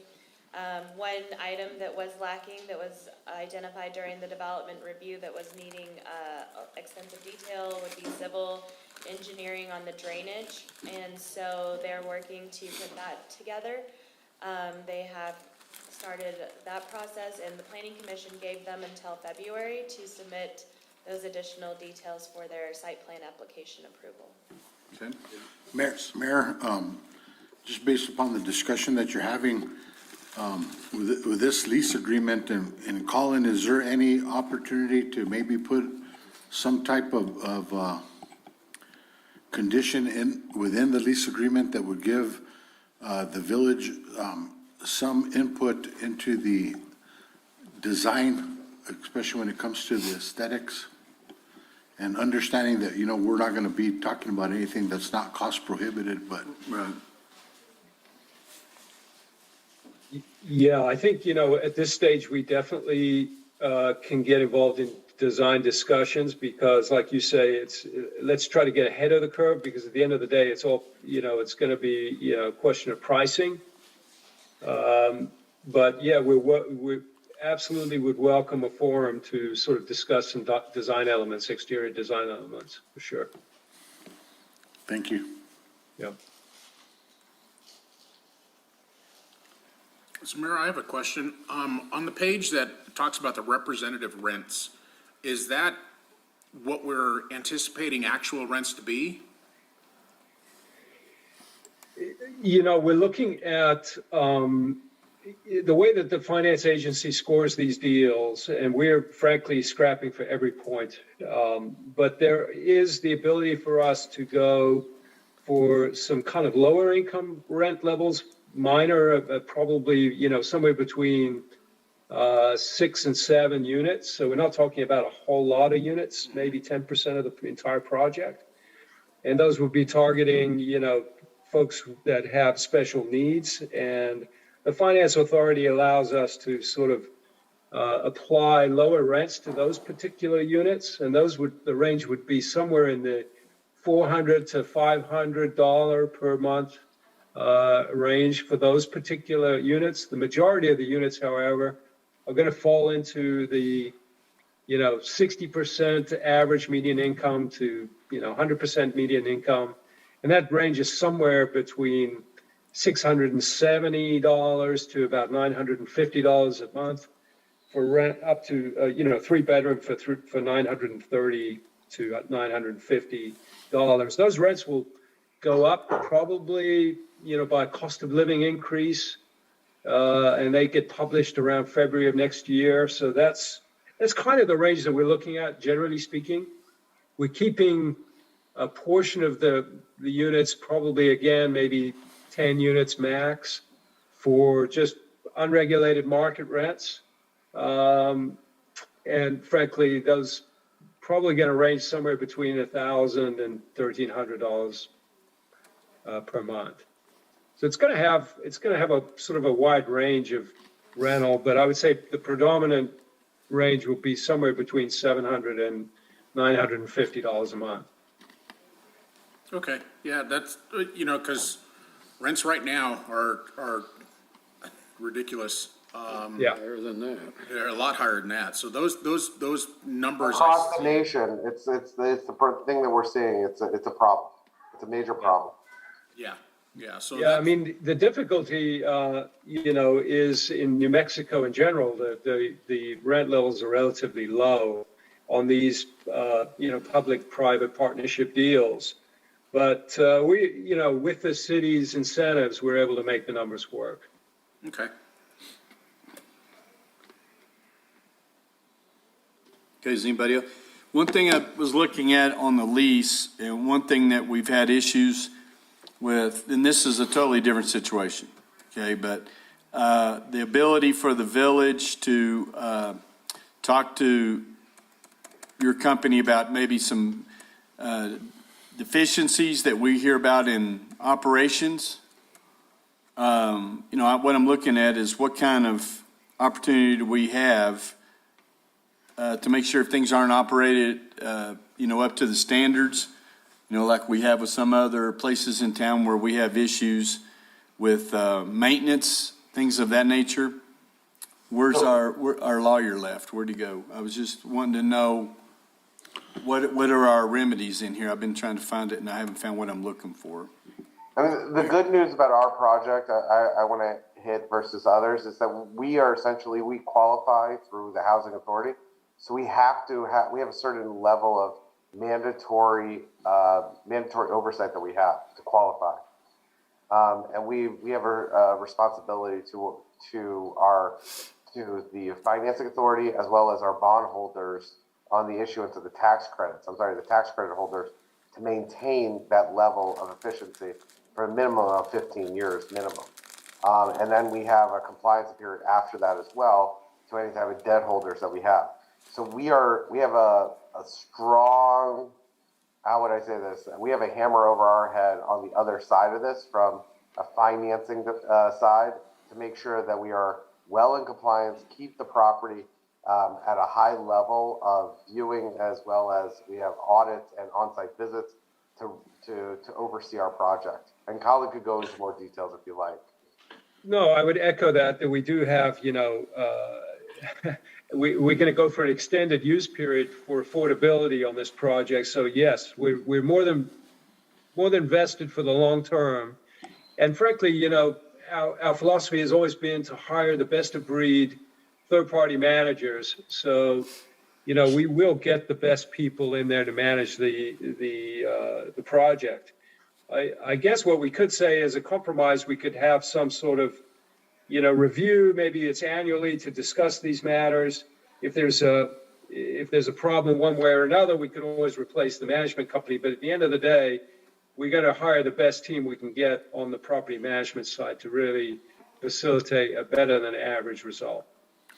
Mayor, with my experience with these type of developments, I know up in Las Vegas, we had over 300 units, and I know Ron had units that he managed in Fort Summer as well. The compliance is overseen by the New Mexico Mortgage Finance Authority, and they come in and do, their annual inspections and whatnot. There's repair and replacement factor funds that they have to put aside and maintain the property. So I would recommend that, if we do have complaints and they're not being dealt with by the management company, then we would have discussions directly with the Mortgage Finance Authority. Well, as a last resort, we can send code enforcement too. They have to abide by our ordinances. That's correct. That's correct. We look at this as a long-term partnership, and it's in our interest to provide a great product that's operating efficiently. So we're incentivized as much as anybody to make sure that happens. But Mary, if you would like, we can put a provision in there that, allows us or memorializes that discussion. Well, I would like to, if we could, because I know things in times and changes, and we just want to make sure that with that location, that this will always be a prime. Colin, I would propose that we put a condition in there that Mesa Apartments agrees to comply by the New Mexico Mortgage Finance Authority standards and that the village has the right to bring forth complaints or something of that nature? I think it's fine. Yeah, that works. I mean, we're gonna go through with council, just in the MFA, just to make sure, but I think that works. I don't think that's gonna be an issue, guys. Okay. That'll be great. Zach, you got that? We can add that into the agreement in the motion. Okay. Thank you all. Members of the council, if I may, this is Ian Bearden with Module Sperling. I'd definitely just like to echo everything that has been said up until this point. I think there are a lot of protections for the village that this project will be used as the village understands that it will be used. In the lease, there are a couple of representations throughout the lease, including most particularly Section 2.6, which governs the use of the property. And if there were ever any significant change in use that, ultimately changes the deal that the village struck, that would be, potentially an event of default, and the village would have remedies to resolve that issue. So while I agree, I think it's good to put the additional language that Tim just mentioned into the document. The village is well protected by this lease as it is. Okay, thank you. Okay. We're excited.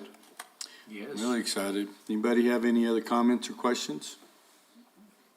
Okay. Thank you. Thank you very much. So I think that we're ready to move on to the land lease agreement.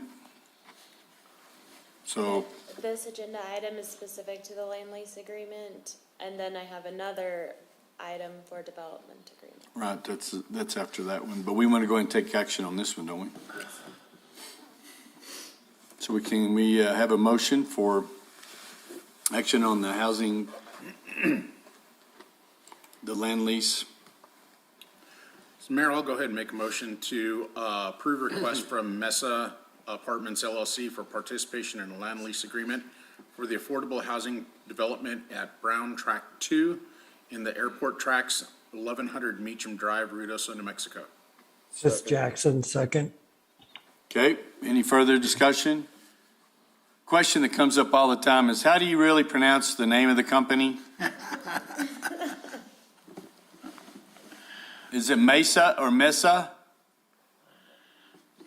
Tim, can you help us out? I'm going to go with Mesa. Mesa, okay, well, that's what I've been trying to do in these, I don't know. some of these Maybe New that's not the Mexicans. right answer, but the question is, we really do need a good name for this project. So if you guys have any ideas on that, that would be helpful. Yeah, we can certainly work on some Monte. suggestions. We gotta get something we can pronounce. Yeah, some we can, and we can spell too. Okay, so we have a motion and a second. No further discussion. Roll call, please, Mr. Santa. Counselor Coughlin? Aye. Counselor Jackson? Aye. Counselor Cornelius? Aye. Counselor Salas? Aye. Counselor Letterman? Aye. Counselor Eby? All right, thank you. Now let's move on to Thank you. number 4, which is tied to this. Discussion and possible action on request from Mesa Apartments LLC for participation in a development agreement for the affordable housing development at Brown Track 2 in the airport tracks, 1100 Meacham Drive, Ruidoso, New Mexico. And that's Samantha. And so we've read up on this. Does anyone have any questions on what we're looking at?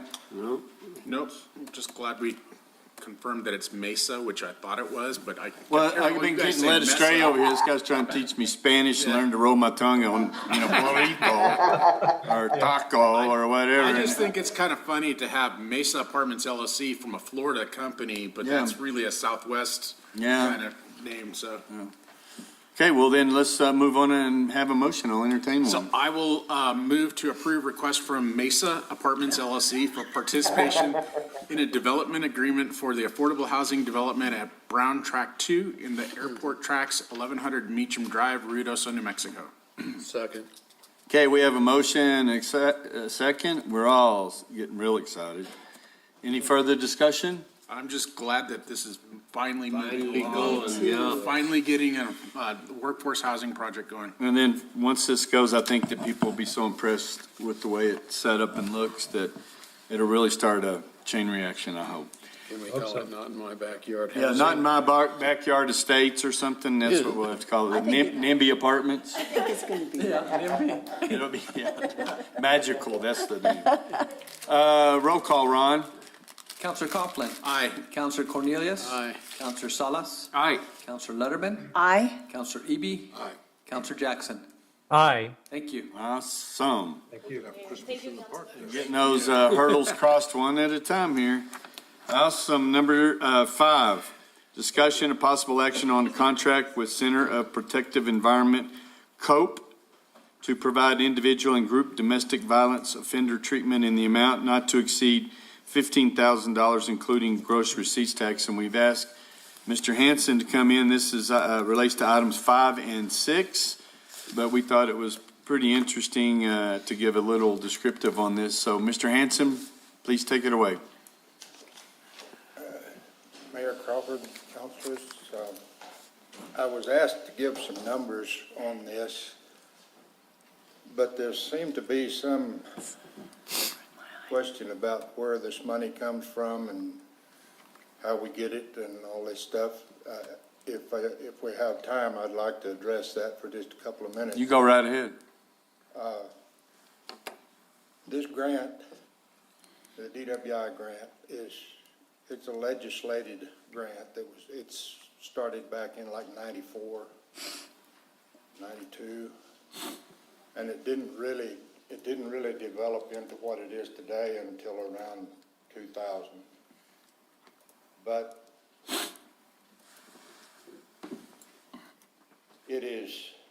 the money comes from a liquor tax that they put on all liquor that's sold in New Mexico.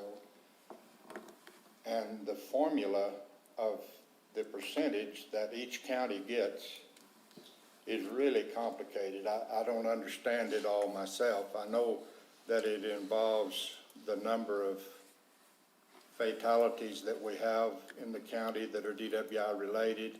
It involves the number of DWI related accidents, non-injury accidents and injury accidents. It involves the amount of liquor that's sold in a county. And it also involves, figured into it, is the total gross receipts in that county for just gross receipts tax. And I can't explain, I don't know the formula. I've never been able to understand it. I've had people tell me, and it just doesn't register. I know it's very complicated. There's only one person, as far as I know, in the state that can actually sit down and figure this out. That sounds like typical New Mexico. Pretty much. But that's where the money comes from. It is, DFA is the one that regulates all of this grant. They write the procedures, the limitations on what we can spend the money on. They have a book about that thick that goes, well, I sent Ron a copy of it here a while back, that tells us what we can do and what we can't do. And it's very specific. In some cases, you can spend a certain percentage of your total grant on like capital outlay. You can spend a certain percentage on law enforcement, on actual enforcement. You can, and it goes on like that forever. But this is where the money comes from. It's how they figure which county gets how much money. We actually get quite a bit more money than, well, I'd say we're a little above the middle as far as the amount of money that we get per county. This year we got $208,000, and then I reapplied for money that I had to send back last year, amounted to another 48,000. So it's approximately $256,000 this year. And it's paid, the grant is reimbursed. The 48,000 that was in the grant that I reapplied for is reimbursed. In other words, you spend the money, you send them the receipts and all, checks, numbers and all that you spent this amount of money, and they send you a check for it. This is done quarterly. The distribution is paid quarterly according to that formula that I was talking about, how much liquor we sell in Lincoln County, what our total gross receipts are, and how many accidents we have, all that different stuff. It's all figured in, and it's paid quarterly. We have gotten 2 checks so far this year, September and December's check, and they were both about what I expected them to be. In other words, we're on track to get 208,000. Nearly every year, and they told us for the last 2 years because of COVID that we were going to be short. And it turned out we weren't short. We actually got more money than they said that we were going to get, which is what we usually do. I mean, they're usually pretty conservative about their estimate of how much money they're going to give us so that we won't overspend. I made a deal when I originally took this job that if I overspent, it would come out of my pocket. So I'm pretty careful about not spending too much money.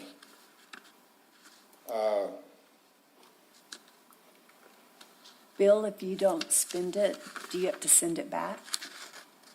Yes, the distribution we can get back in a grant later on, like I did this year. Right? But the grant, if I don't spend all the grant, it's gone. Okay. It goes into a fund, a statewide DWI grant fund that any county can apply for. Okay. In addition to, the next year money. If you don't spend it all, does that hurt you for the next year? Does it what? Does it hurt you for the next year? No. Okay. If I reapply, like this 48,000 this year, if I reapply for that and get it, then it adds to my total. I can use like the 10% for capital outlay, for instance. The $48,000 that I sent back last year counts on this year's total for my 10% for capital outlay. So I can spend it on equipment and, different things. And I have a little more to spend. Okay. Last year, I sent back 22,500 or something. And I managed to spend all of that, so I didn't have to lose any. But that's one of the reasons I'm having to spend 48,000 this year in the grant, in addition to my distribution, which I think I'm going to maybe get done if this treatment program goes like I think it will. Does everybody kind of understand where the money comes from? And Yep. Riadosa is my fiscal agent, so right. I'll write the checks. You make all the decisions about what I do and when I do it and all that. But anyway, the numbers on this treatment program, the average for this year through the 1st of December in Lincoln County was 12.2 DWIs per month. That's what the courts handle. This is court information. I don't know how many, that's convictions, I'll put it that way. I don't 12? know, you know, there may be more DWIs that don't get convicted. I don't know what that rate is really. I don't think it's very high since we got Katie Lund, and they're pretty tough. But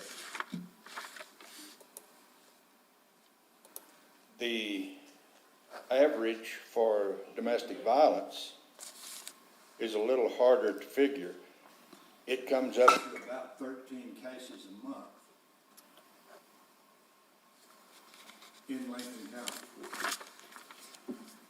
Now, the cases that I can pay treatment for have to be alcohol related or substance abuse related.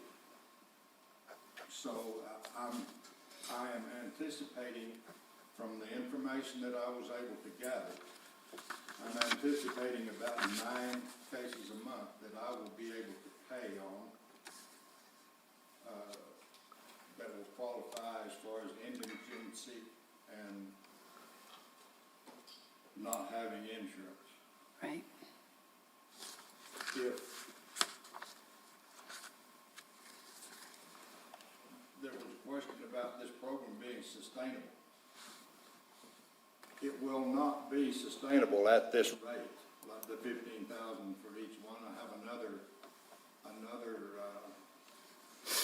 company that has applied for some of this money, and I'm going to give them 10,000. I'll be putting that through next month. But if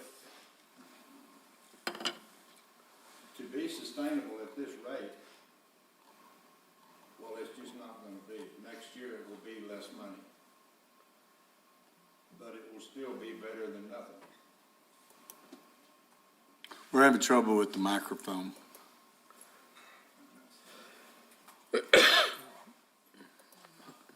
Do we know when we're getting the blinds? I need to bring my sunglasses. So it's funded through Syntax. Mayor, we have some blinds that we can put up temporarily, and we're ordering a shade structure.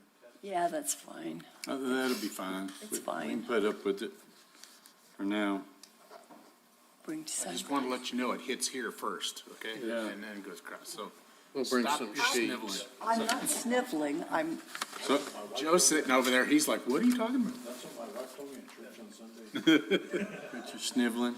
So you answered one of my main questions was, I always see Lincoln County that's way up on the DWI, DUI list. You know, when we talk about alcohol related, you know, Lincoln County's always high up there. And so where do we rank in the middle of the state? I mean, are we really that high? Not really. We're not. It is really difficult to figure,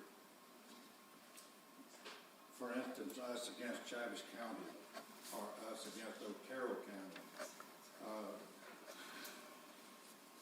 If you figure in the population, it's pretty simple. We're really low. But if you figure in the fact that on certain weekends we have Oh, yeah. 70, 80, 100,000 people up here, then we begin to compete with them over short periods of time. But overall, we're really not that bad. Okay. The process for me approving payment on any individual, the first thing that happens is if they go to court and they're found guilty in the J&S, judgment and sentence that the judge gives out, it will include treatment of some kind. It has to say that they need treatment of some kind. There's a lot of different ways that they can do that, but then when each offender goes to after they go to court, the judge will put in the JNS that they are to be screened.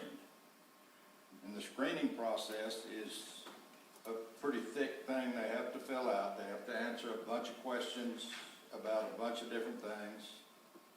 And it's done by the magistrate court probation office.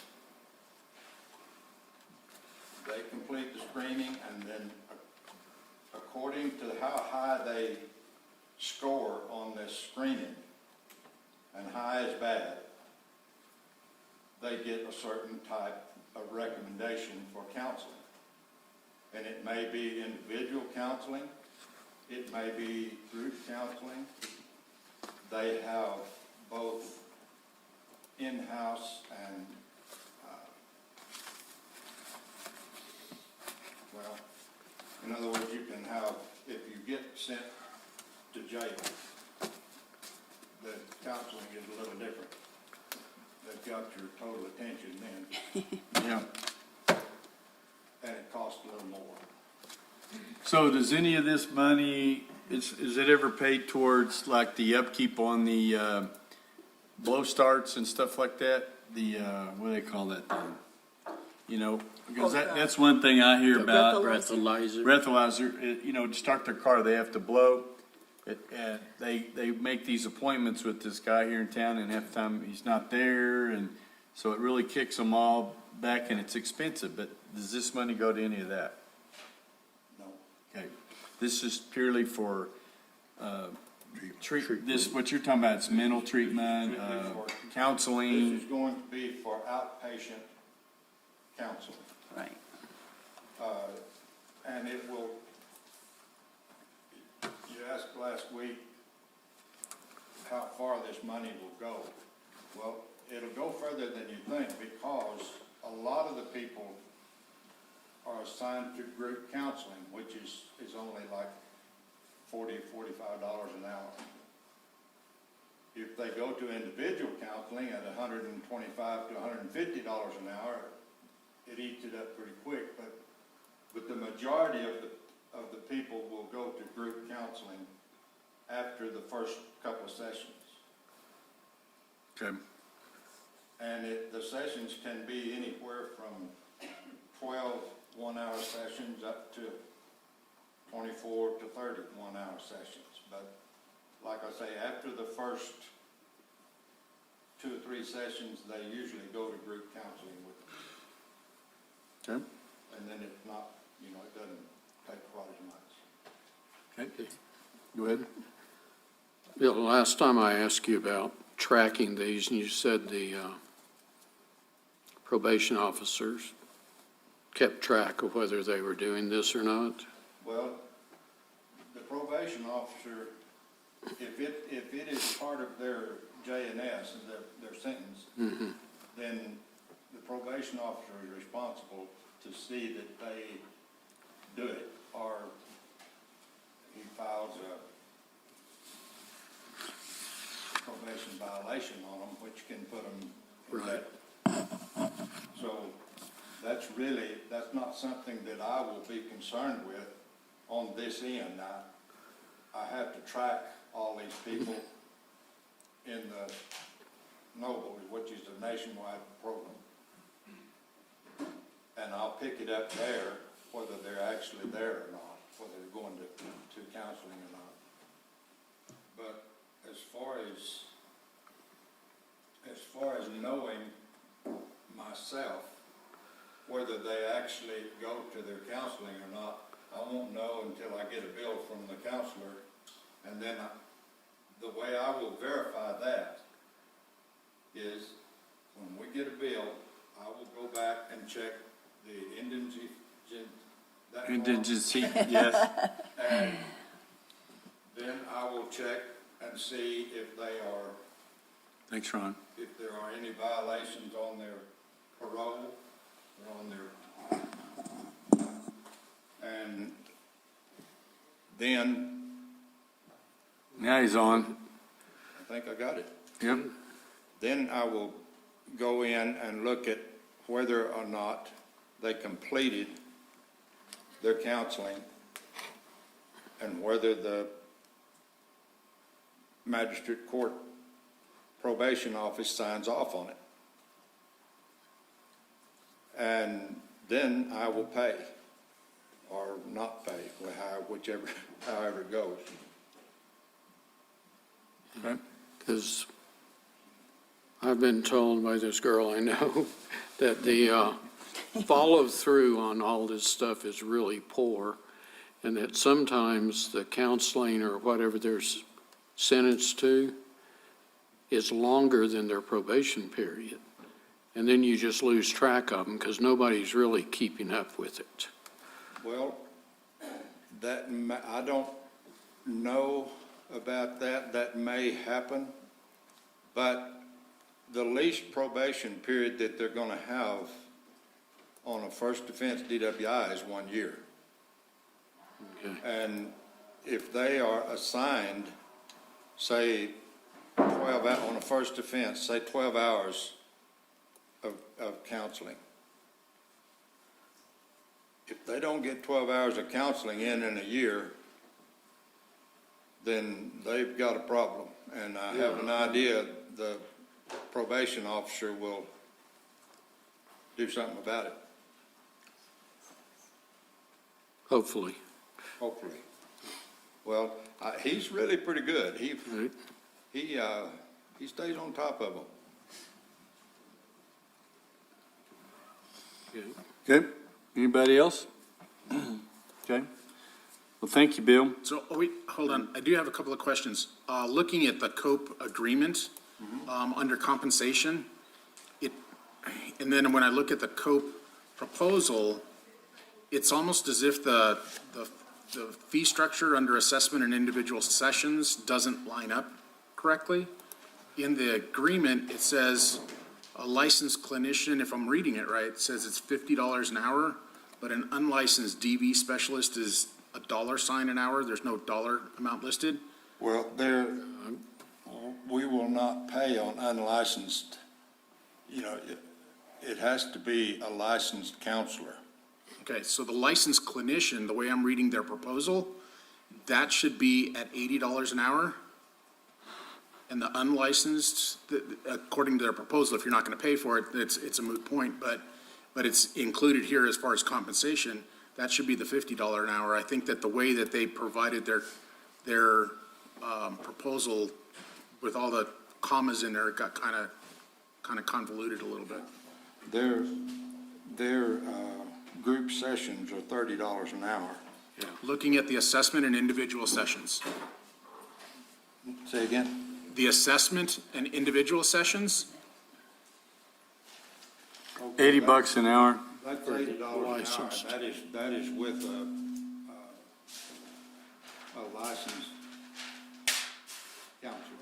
so if I look at the agreement, it says licensed clinician, $50 an hour. So that makes it appear to me as if that's what you're paying for a licensed clinician. That $80 an hour, do you have the agreement there? That is for a licensed counselor.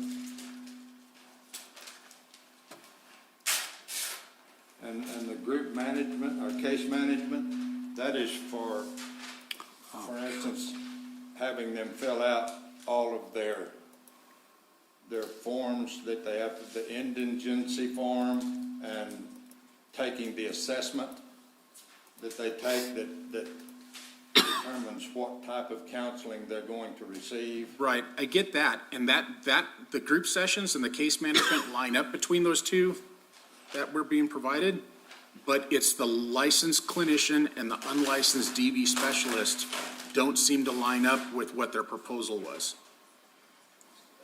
So if you look at the proposal on page 2, where they have their rate schedule, do you have their proposal there? And then if you look at the agreement on page 3, where it talks about compensation, they just don't line up. I think in the compensation on the agreement where it says assessment and individual sessions, then there's 2 different styles of those that they're offering. One is supposed to be a licensed clinician at $80 an hour, and then an unlicensed DV specialist at $50 an hour. but that's not the way it's reading on the agreement. Okay. Does everybody else see what I'm Yeah. talking about?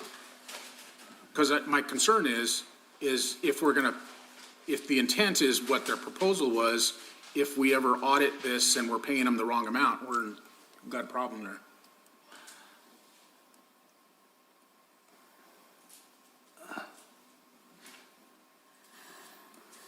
Okay, Okay, we can fix that, I'm sure.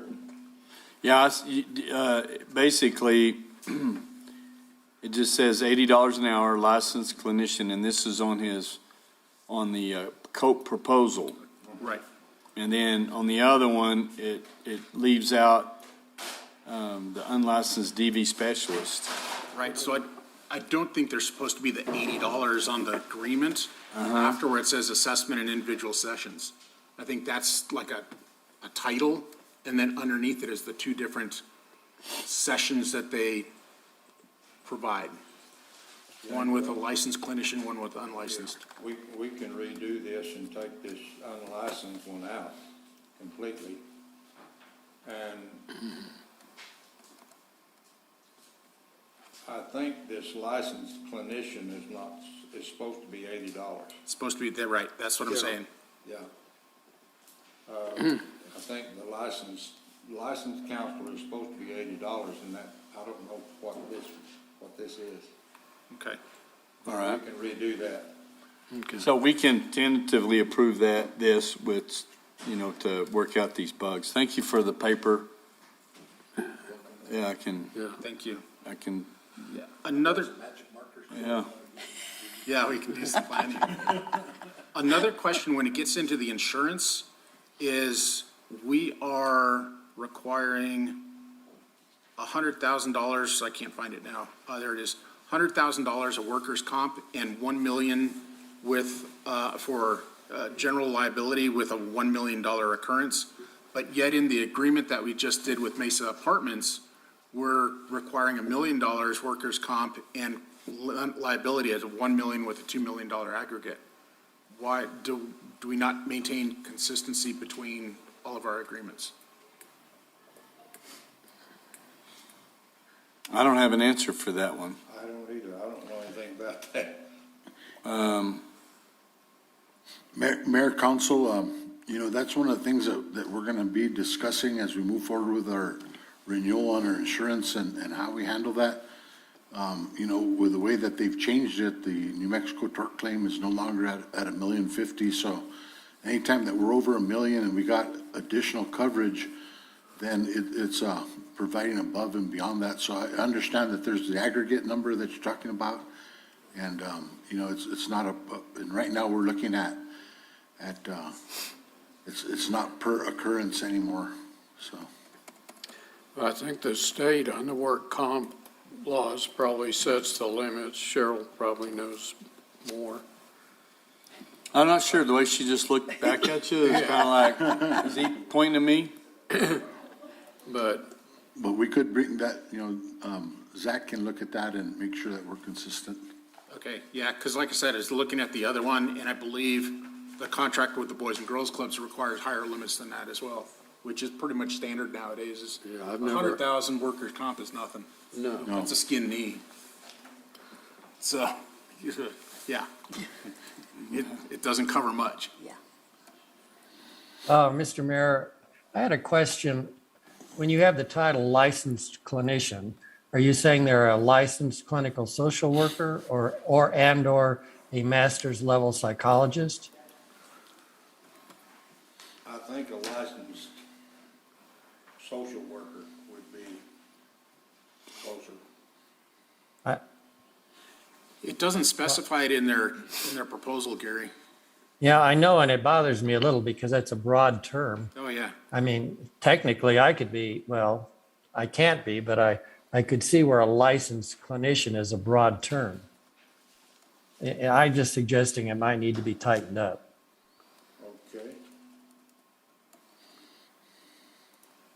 And I believe the one that can stand alone is the licensed clinical social worker.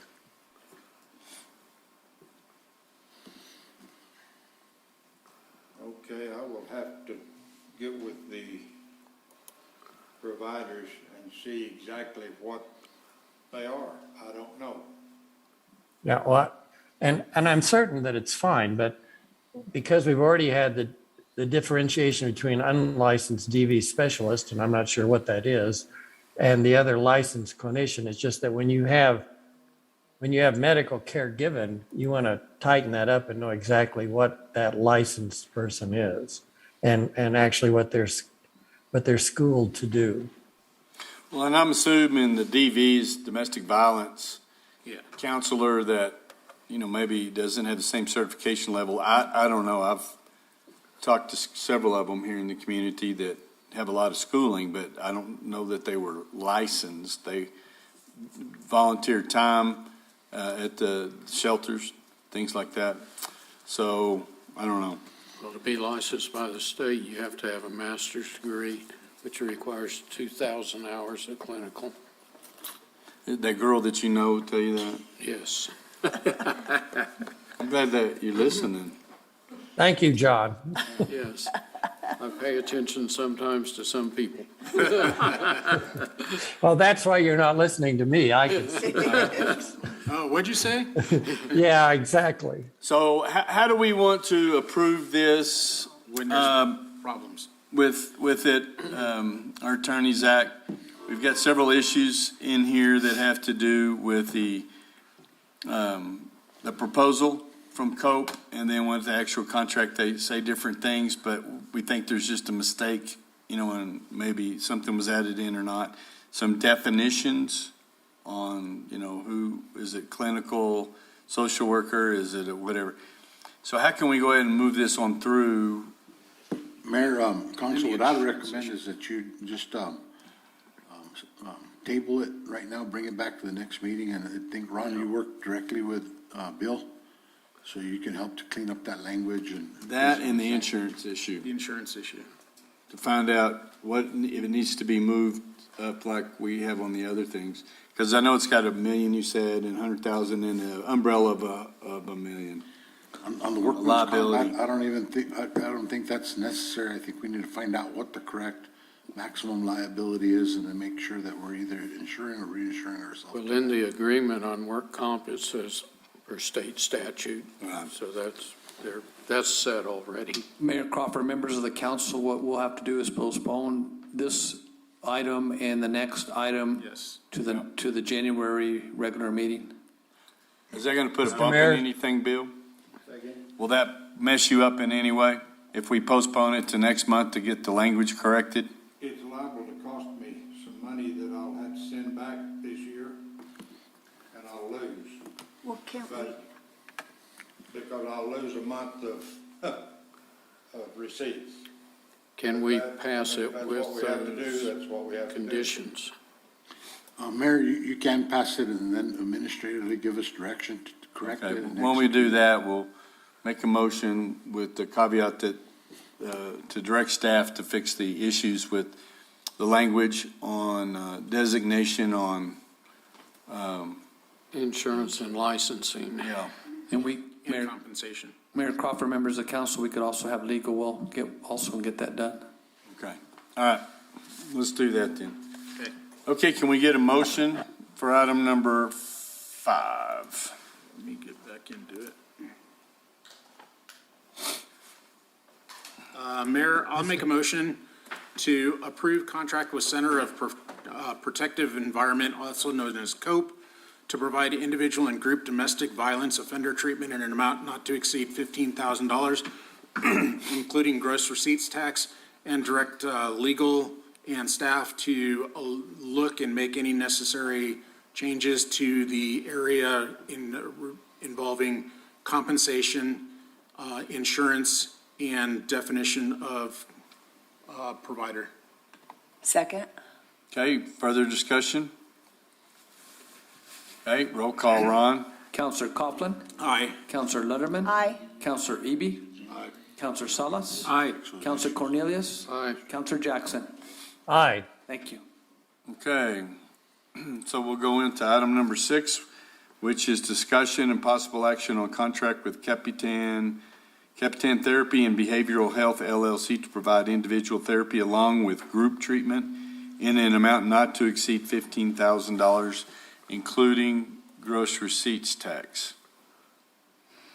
So, go ahead. It's very similar. Yes.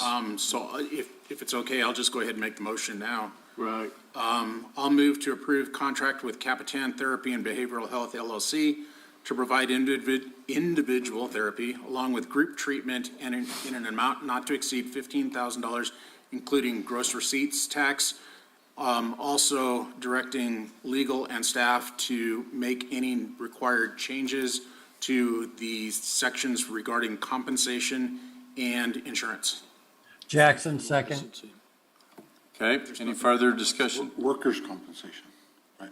It's just insurance in general. It's Liability. workers' comp and liability. Right. They're not consistent with the other agreement that we approved. Yeah, and their rate structure is different. Yeah. Yeah, and the rate structure's all over the place, but it's not included in the agreement. Yep. Okay, that work? We have a motion and a second. Roll call, Ron. Counselor Coughlin? Aye. Counselor Jackson? Aye. Counselor Cornelius? Aye. Counselor Salas? Aye. Counselor Letterman? Aye. Counselor Eby? Aye. Thank you. All right, thank you, Bill. And Ron will be working on that with Zach over here to find out what all we need to get done so we can keep you moving. All right, thank you. Item number 7 is discussion and possible action on memorandum of understanding between the Bureau of Land Management and the Village of Ruidoso Sierra Blanca Regional Airport to provide quality recreational opportunities on public lands. So we have the airport manager, Austin Nelson, here to talk about why this is important and it has been an ongoing agreement already. Thank you, Mr. Mayor. Thank you.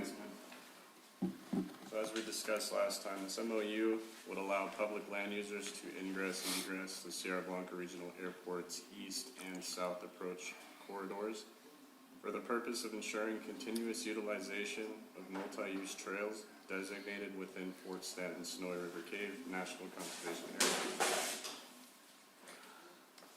In the last session, you had requested that we get you a visual representation of this. Do you guys have that? There we, Alrighty. okay, is this the map that you provided? Yes, sir. Okay, has everybody got the map up? Yep. Okay, So if you look at the yellow layer yes, sir. within the boundary of the red and magenta lines, that is BLM land. And right in the middle where you see that layer disappears and it's all clear and open, that is the airport land as well as the village. If you'll direct your attention towards quadrant 6 and 5, this is going to be what the MOU discusses on the east side of the approach. The BLM does have trails that run through there. And if you'll direct your attention to quadrant 7 on the southern side, there are maybe 1 to 2 trails that cross through there. And this has no effect on our part. And nothing in this MOU has changed. It's been reviewed by me, the director, and Zach Cook. And all those trails are outside the fenced area of the airport. Okay. Crystal clear. As long as you don't allow hunting, we ought to be in good shape. Yep. Okay, can we get a motion? Mr. Mayor, I move to approve memorandum of understanding between the Bureau of Land Management and the Village of Ruidoso Sierra Blanca Regional Airport to provide quality recreation opportunities on public lands as presented. Second. Okay, final discussion? Roll call, Ron. Counselor Jackson? Aye. Counselor Cornelius? Aye. Counselor Coughlin? Aye. Counselor Salas? Aye. Counselor Letterman? Aye. Counselor Eby? Aye. Thank you. Okay, thanks, Austin. Discussion and possible action on grant agreement number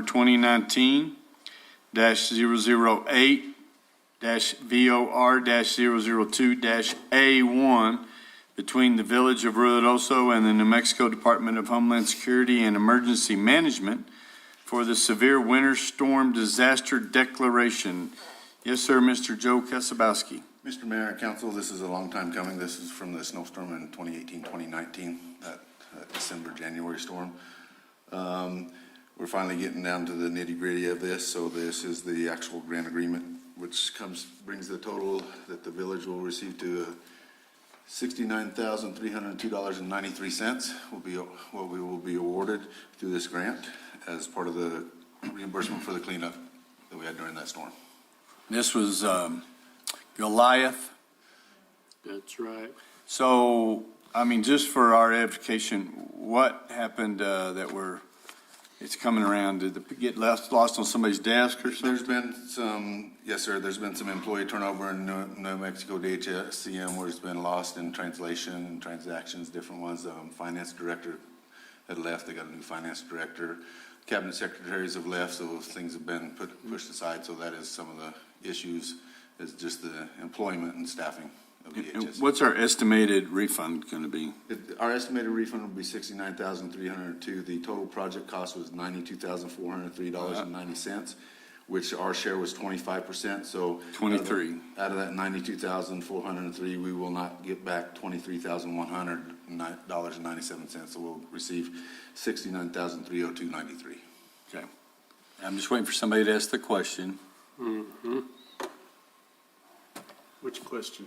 The question that begs to be asked. We had the money the whole time. Were we not looking for the money? Were we calling them and asking them? I was in the process. I emailed them every few months trying to figure out where it is. And we started this last year. They'd send me emails saying, we need this, we need this, we need this. I'd send it to them. They'd need more, and back and forth for this last. So are we talking about snow removal or the sewer project? This is the snow removal. Mayor, Counselor, and, just to confirm, they have 5 positions in the recovery, and there's only one person in that position right now, and that's Greg, and that's who we've been dealing with. So it's basically their staffing is what's really hurt them over the last couple of years, and that's what we're experiencing on the project management side as well. So we have been in communication with the cabinet secretary, then you, making sure these things are getting progress. It's a good thing we had the money. Staffing you shortages stayed on seem to it. be a one-way thing. Yeah, it only counts. Yeah, we their can't, way. oh, no, sorry, we can't get you those reports, we're short Yeah. on staff. Well, you lose out. No, the question I was gonna ask is, well, is there interest on the money? Well, and the answer to that is no. No. Is don't press it. Go ahead, Judy. Mayor, councilors, as you recall, this storm is actually Ebony. It was Ebony. Oh, it's Ebony. So, as you know, Goliath did take 1.5 years to get the funds. So those are the monies that we were working on. And I believe it was a little over 85,000 that we had gotten on a Goliath. So we have been using that money in anticipation that eventually we'll get Ebony. So what I'm doing is any of these disasters, we're just rolling them over in the general fund, and that's where we're buying plows or anything that they need to clear roadways and to pay for the overtime for employees to come in from other departments to help clean the roads and stuff, so. Okay. I never knew the storm was named Ebony, did y'all? No. And I knew Goliath, but That's I what we also use for like the flood.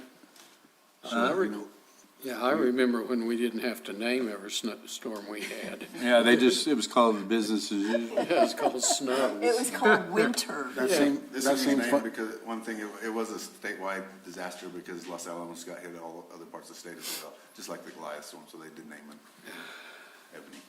Okay. All right. Next one's Ivory. Yeah. So we'll just need a motion to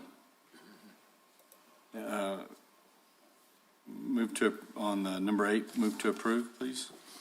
I move that we accept grant agreement number 2019-008-VOR-002-A1 between the Village of Ruidoso and the New Mexico Department of Homeland Security and Emergency Management for the severe winter storm disaster declaration.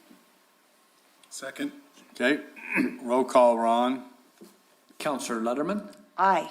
Counselor Coughlin, Aye. Counselor Cornelius, Aye. Counselor Jackson, Aye. Counselor Salas, Aye. Counselor Eby. Aye. Thank you. Okay, thanks, Joe. Thanks, Joe.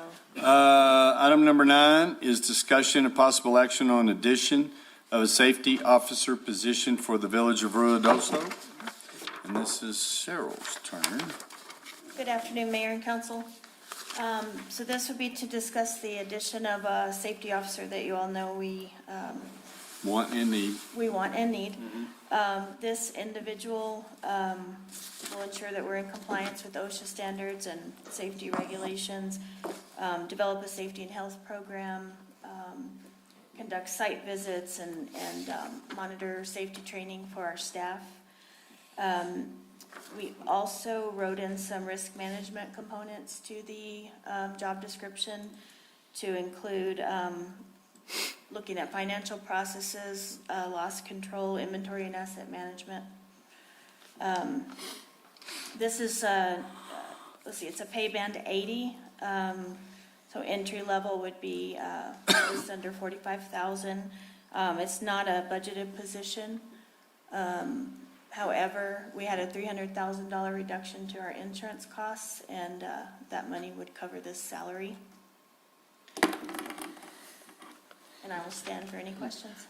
Mayor, Council, if you don't mind, one of the reasons that, Ron actually provided a draft addition to this after we attended the City Managers Association, what we found out is the maintenance of the inventory. And I think, I'd seen several different times where Robin and people in Judy's department had sent in adjustments to that.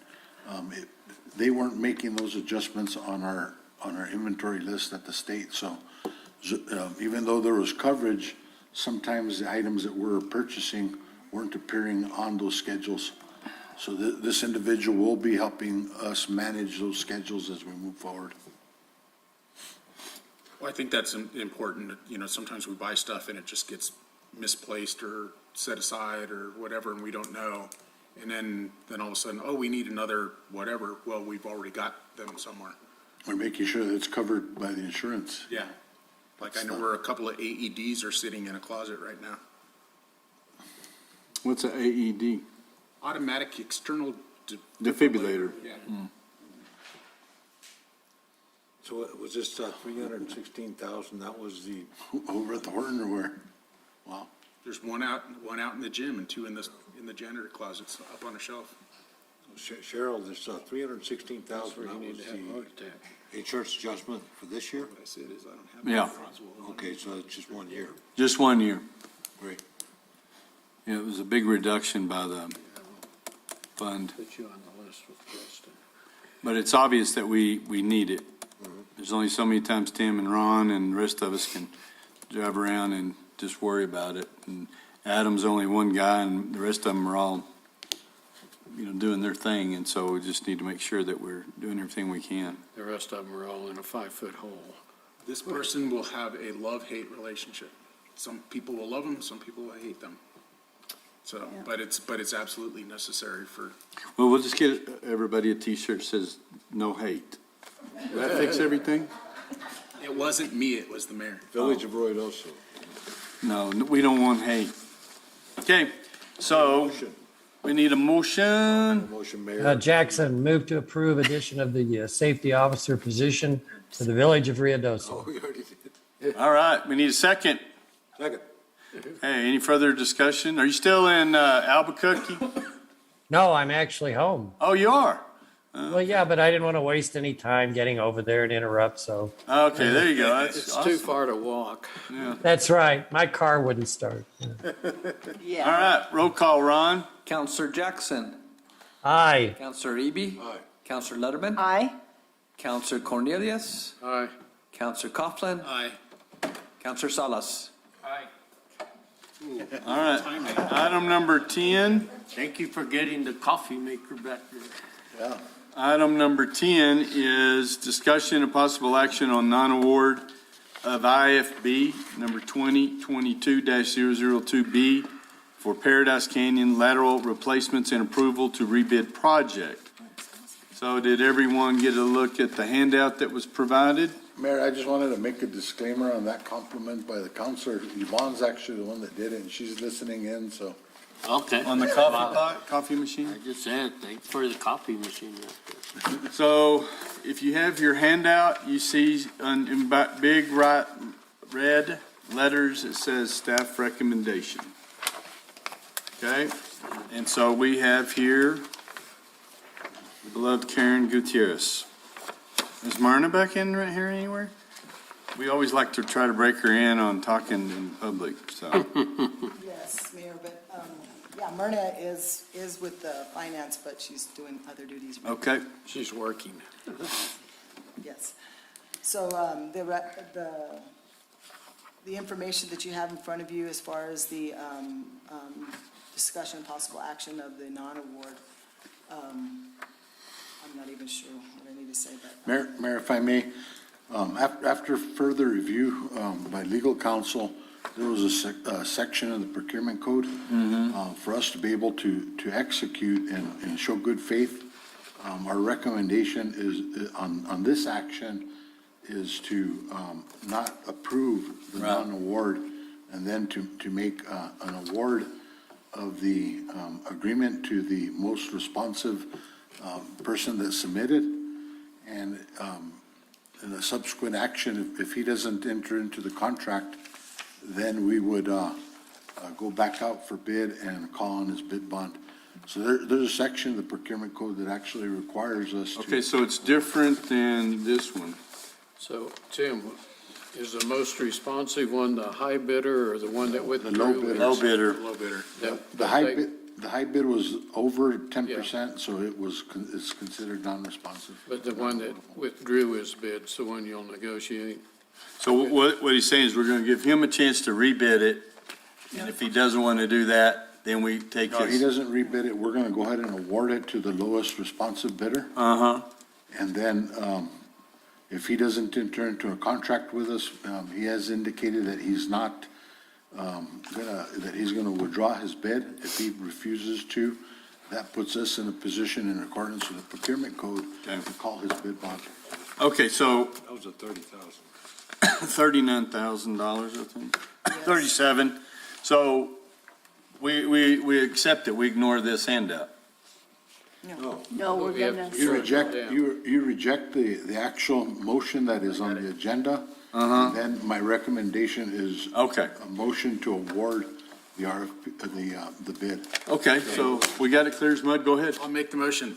I move to approve non-bid for IFB number 2022-002B Paradise Canyon lateral replacements and proceed with the following notification to bonding agent of forfeiture of the bid bond. No. No. Just read the motion Right here. on the agenda. Right here. Just gonna, No, this isn't a motion. This is, so, No. Out here. your motion has to be in the positive, Right. and then you vote nay. Yes, That's right. that's what That's they're what I'm- asking here. Right, so I'm making the motion in the positive, right? and then we'll vote on Nay. that. Right. Okay? okay.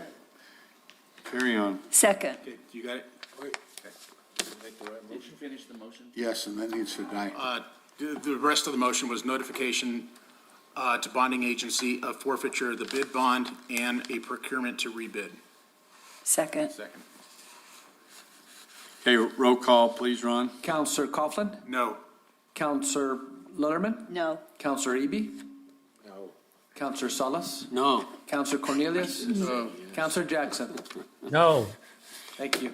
Okay, That was pretty weird. Mayor, since that motion died, my recommendation is a motion to approve the bid to the lowest responsive bidder. okay. So we need a. Mr. Mayor, so moved.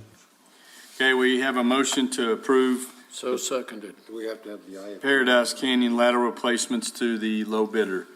We have a motion and a second. Roll call, Ron. Counselor Jackson, Aye. Counselor Cornelius, Aye. Counselor Coughlin, Aye. Counselor Salas, Aye. Counselor Lutterman, Aye. Counselor Eby. Thank you. Okay, that worked out all right. Thank you, Karen. So we don't have to pass this next one either, do we? Item number 11 is discussion of possible action on task order RFP number 2018-008P-03, Amendment 1 with Mosen Corbin and Associates for Paradise Canyon lateral replacement to increase professional engineering costs by $11,949.75, including gross receipts tax, for rebidding the project. So we're not going to rebid it yet. I would just let this action item let this item die for lack of motion. No motion. Correct. Okay, It's my first dead one. so do we have a motion?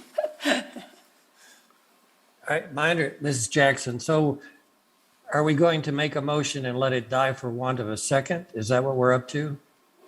Sure, that'll work. Let's do it that way. Okay, Conspiracy.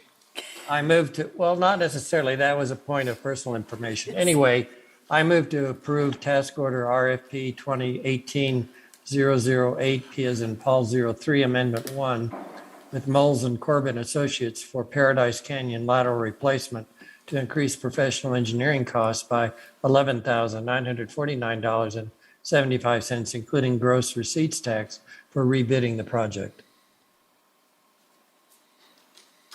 yeah, there's no second, so therefore lack of a second, the motion dies. Next item, number 12, is discussion and possible action on task order RFP 2018-008P-05 with Mosen Corbin and Associates for Upper Canyon Surface Diversion Structure Modification Design in the amount of $291,577.60, including gross receipts tax. Yes, sir, Mr. Boyda? Mayor Crawford, councilors, so this item is a task order for just design only of the Upper Canyon surface diversion to get a project on the shelf. And from there, we'll apply for grants or other funding opportunities to pay for the project. Right now, the rough estimate for the construction of the project is about $1.2 million. Wow. I wonder how long would it take to, once we get the funding and everything, how long would it take to construct it? We have that estimate in the document. I'm sorry, I don't have it on. That's okay. It would probably be a 6 to 8 month project total. Okay.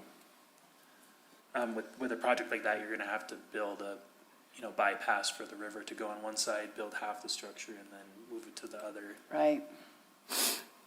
Okay. Okay, Do you need a motion? yep. I move that we accept task order RFP number 2018-008P-05 with Molson Corbin and Associates for Upper Canyon Service Diversion Structure Modification Design in the amount of $291,577.60, including gross receipts tax. Jackson, second. Okay, roll call, please. Counselor Lutterman. Aye. Counselor Jackson. Aye. Counselor Coughlin. Aye. Counselor Cornelius. Aye. Counselor Salas. Aye. Counselor Eby. Thank you. Hey, awesome. Item number 13, discussion and possible action on task order RFP number 2022-002P-04 with Riverbend Engineering, Inc. for Two Rivers Park River Restoration Phase 3 and Hazard Mitigation Location 25 in the amount of $91,655.28, including gross receipts tax. So, Mayor Crawford, councilors, this is our effort to combine two projects that are adjacent to each other. We've got our Two Rivers restoration project to restore damage from the flood of this year.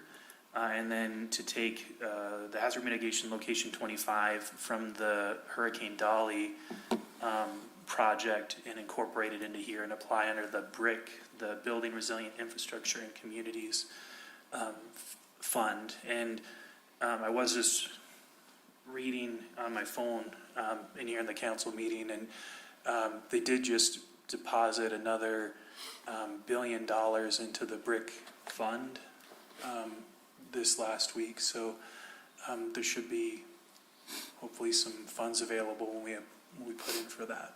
Wonderful. Great. Okay. I move that we accept task order RFP number 2022-002P-04 with Riverbend Engineering, Inc. for Two Rivers Park River Restoration Phase 3 and hazard mitigation location 25 in the amount of $91,655.28, including gross receipts tax. Second. Any final discussion? Roll call, Ron. Counselor Letterman, Aye. Counselor Salas, Aye. Counselor Eby, Counselor Cornelius, Aye. Counselor Coughlin, Aye. Counselor Jackson. Aye. Thank you. Okay, thank you, everyone. That concludes the open portion of the Village of Ruidoso Council meeting, and we'll move into closed session. So I'll need a motion to move into closed session, please. I move that we move into closed session with, I'm going to do this now. For the discussion of limited personnel matters, 10-15-1, H2 NMSA 1978, discussion subject to the attorney-client privilege pertaining to threatened or pending litigation in which the Village of Ruidoso is or may become a participant, 10-15-1 H7 NMSA 1978, and discussion of the purchase, acquisition, and/or disposal of real property and/or water rights by Village of Ruidoso, 10-15-1 H8 NMSA 1978. Any action taken as a result of the closed session will be brought back into open session. Second. Okay. Roll call, please, Ron. Counselor Letterman, Aye. Counselor Salas, Aye. Counselor Eby, Aye. Counselor Cornelius, Aye. Counselor Coughlin, Aye. Counselor Jackson. Aye. Thank you. Mayor, we're going back to the conference room? Yeah. Yeah, well, we're gonna, whoever doesn't have to leave unless they want to sit here by themselves, but we're all gonna adjourn to the, And Counselor Jackson will be calling you on your cell phone. okay? You got that, Gary? I'm sorry, say again. I know you're going to the conference room and, Yes, and we'll be calling you on your cell phone. oh, thank you. Do we need to, Mayor, I'd like to invite Samantha and Chief into executive session. okay.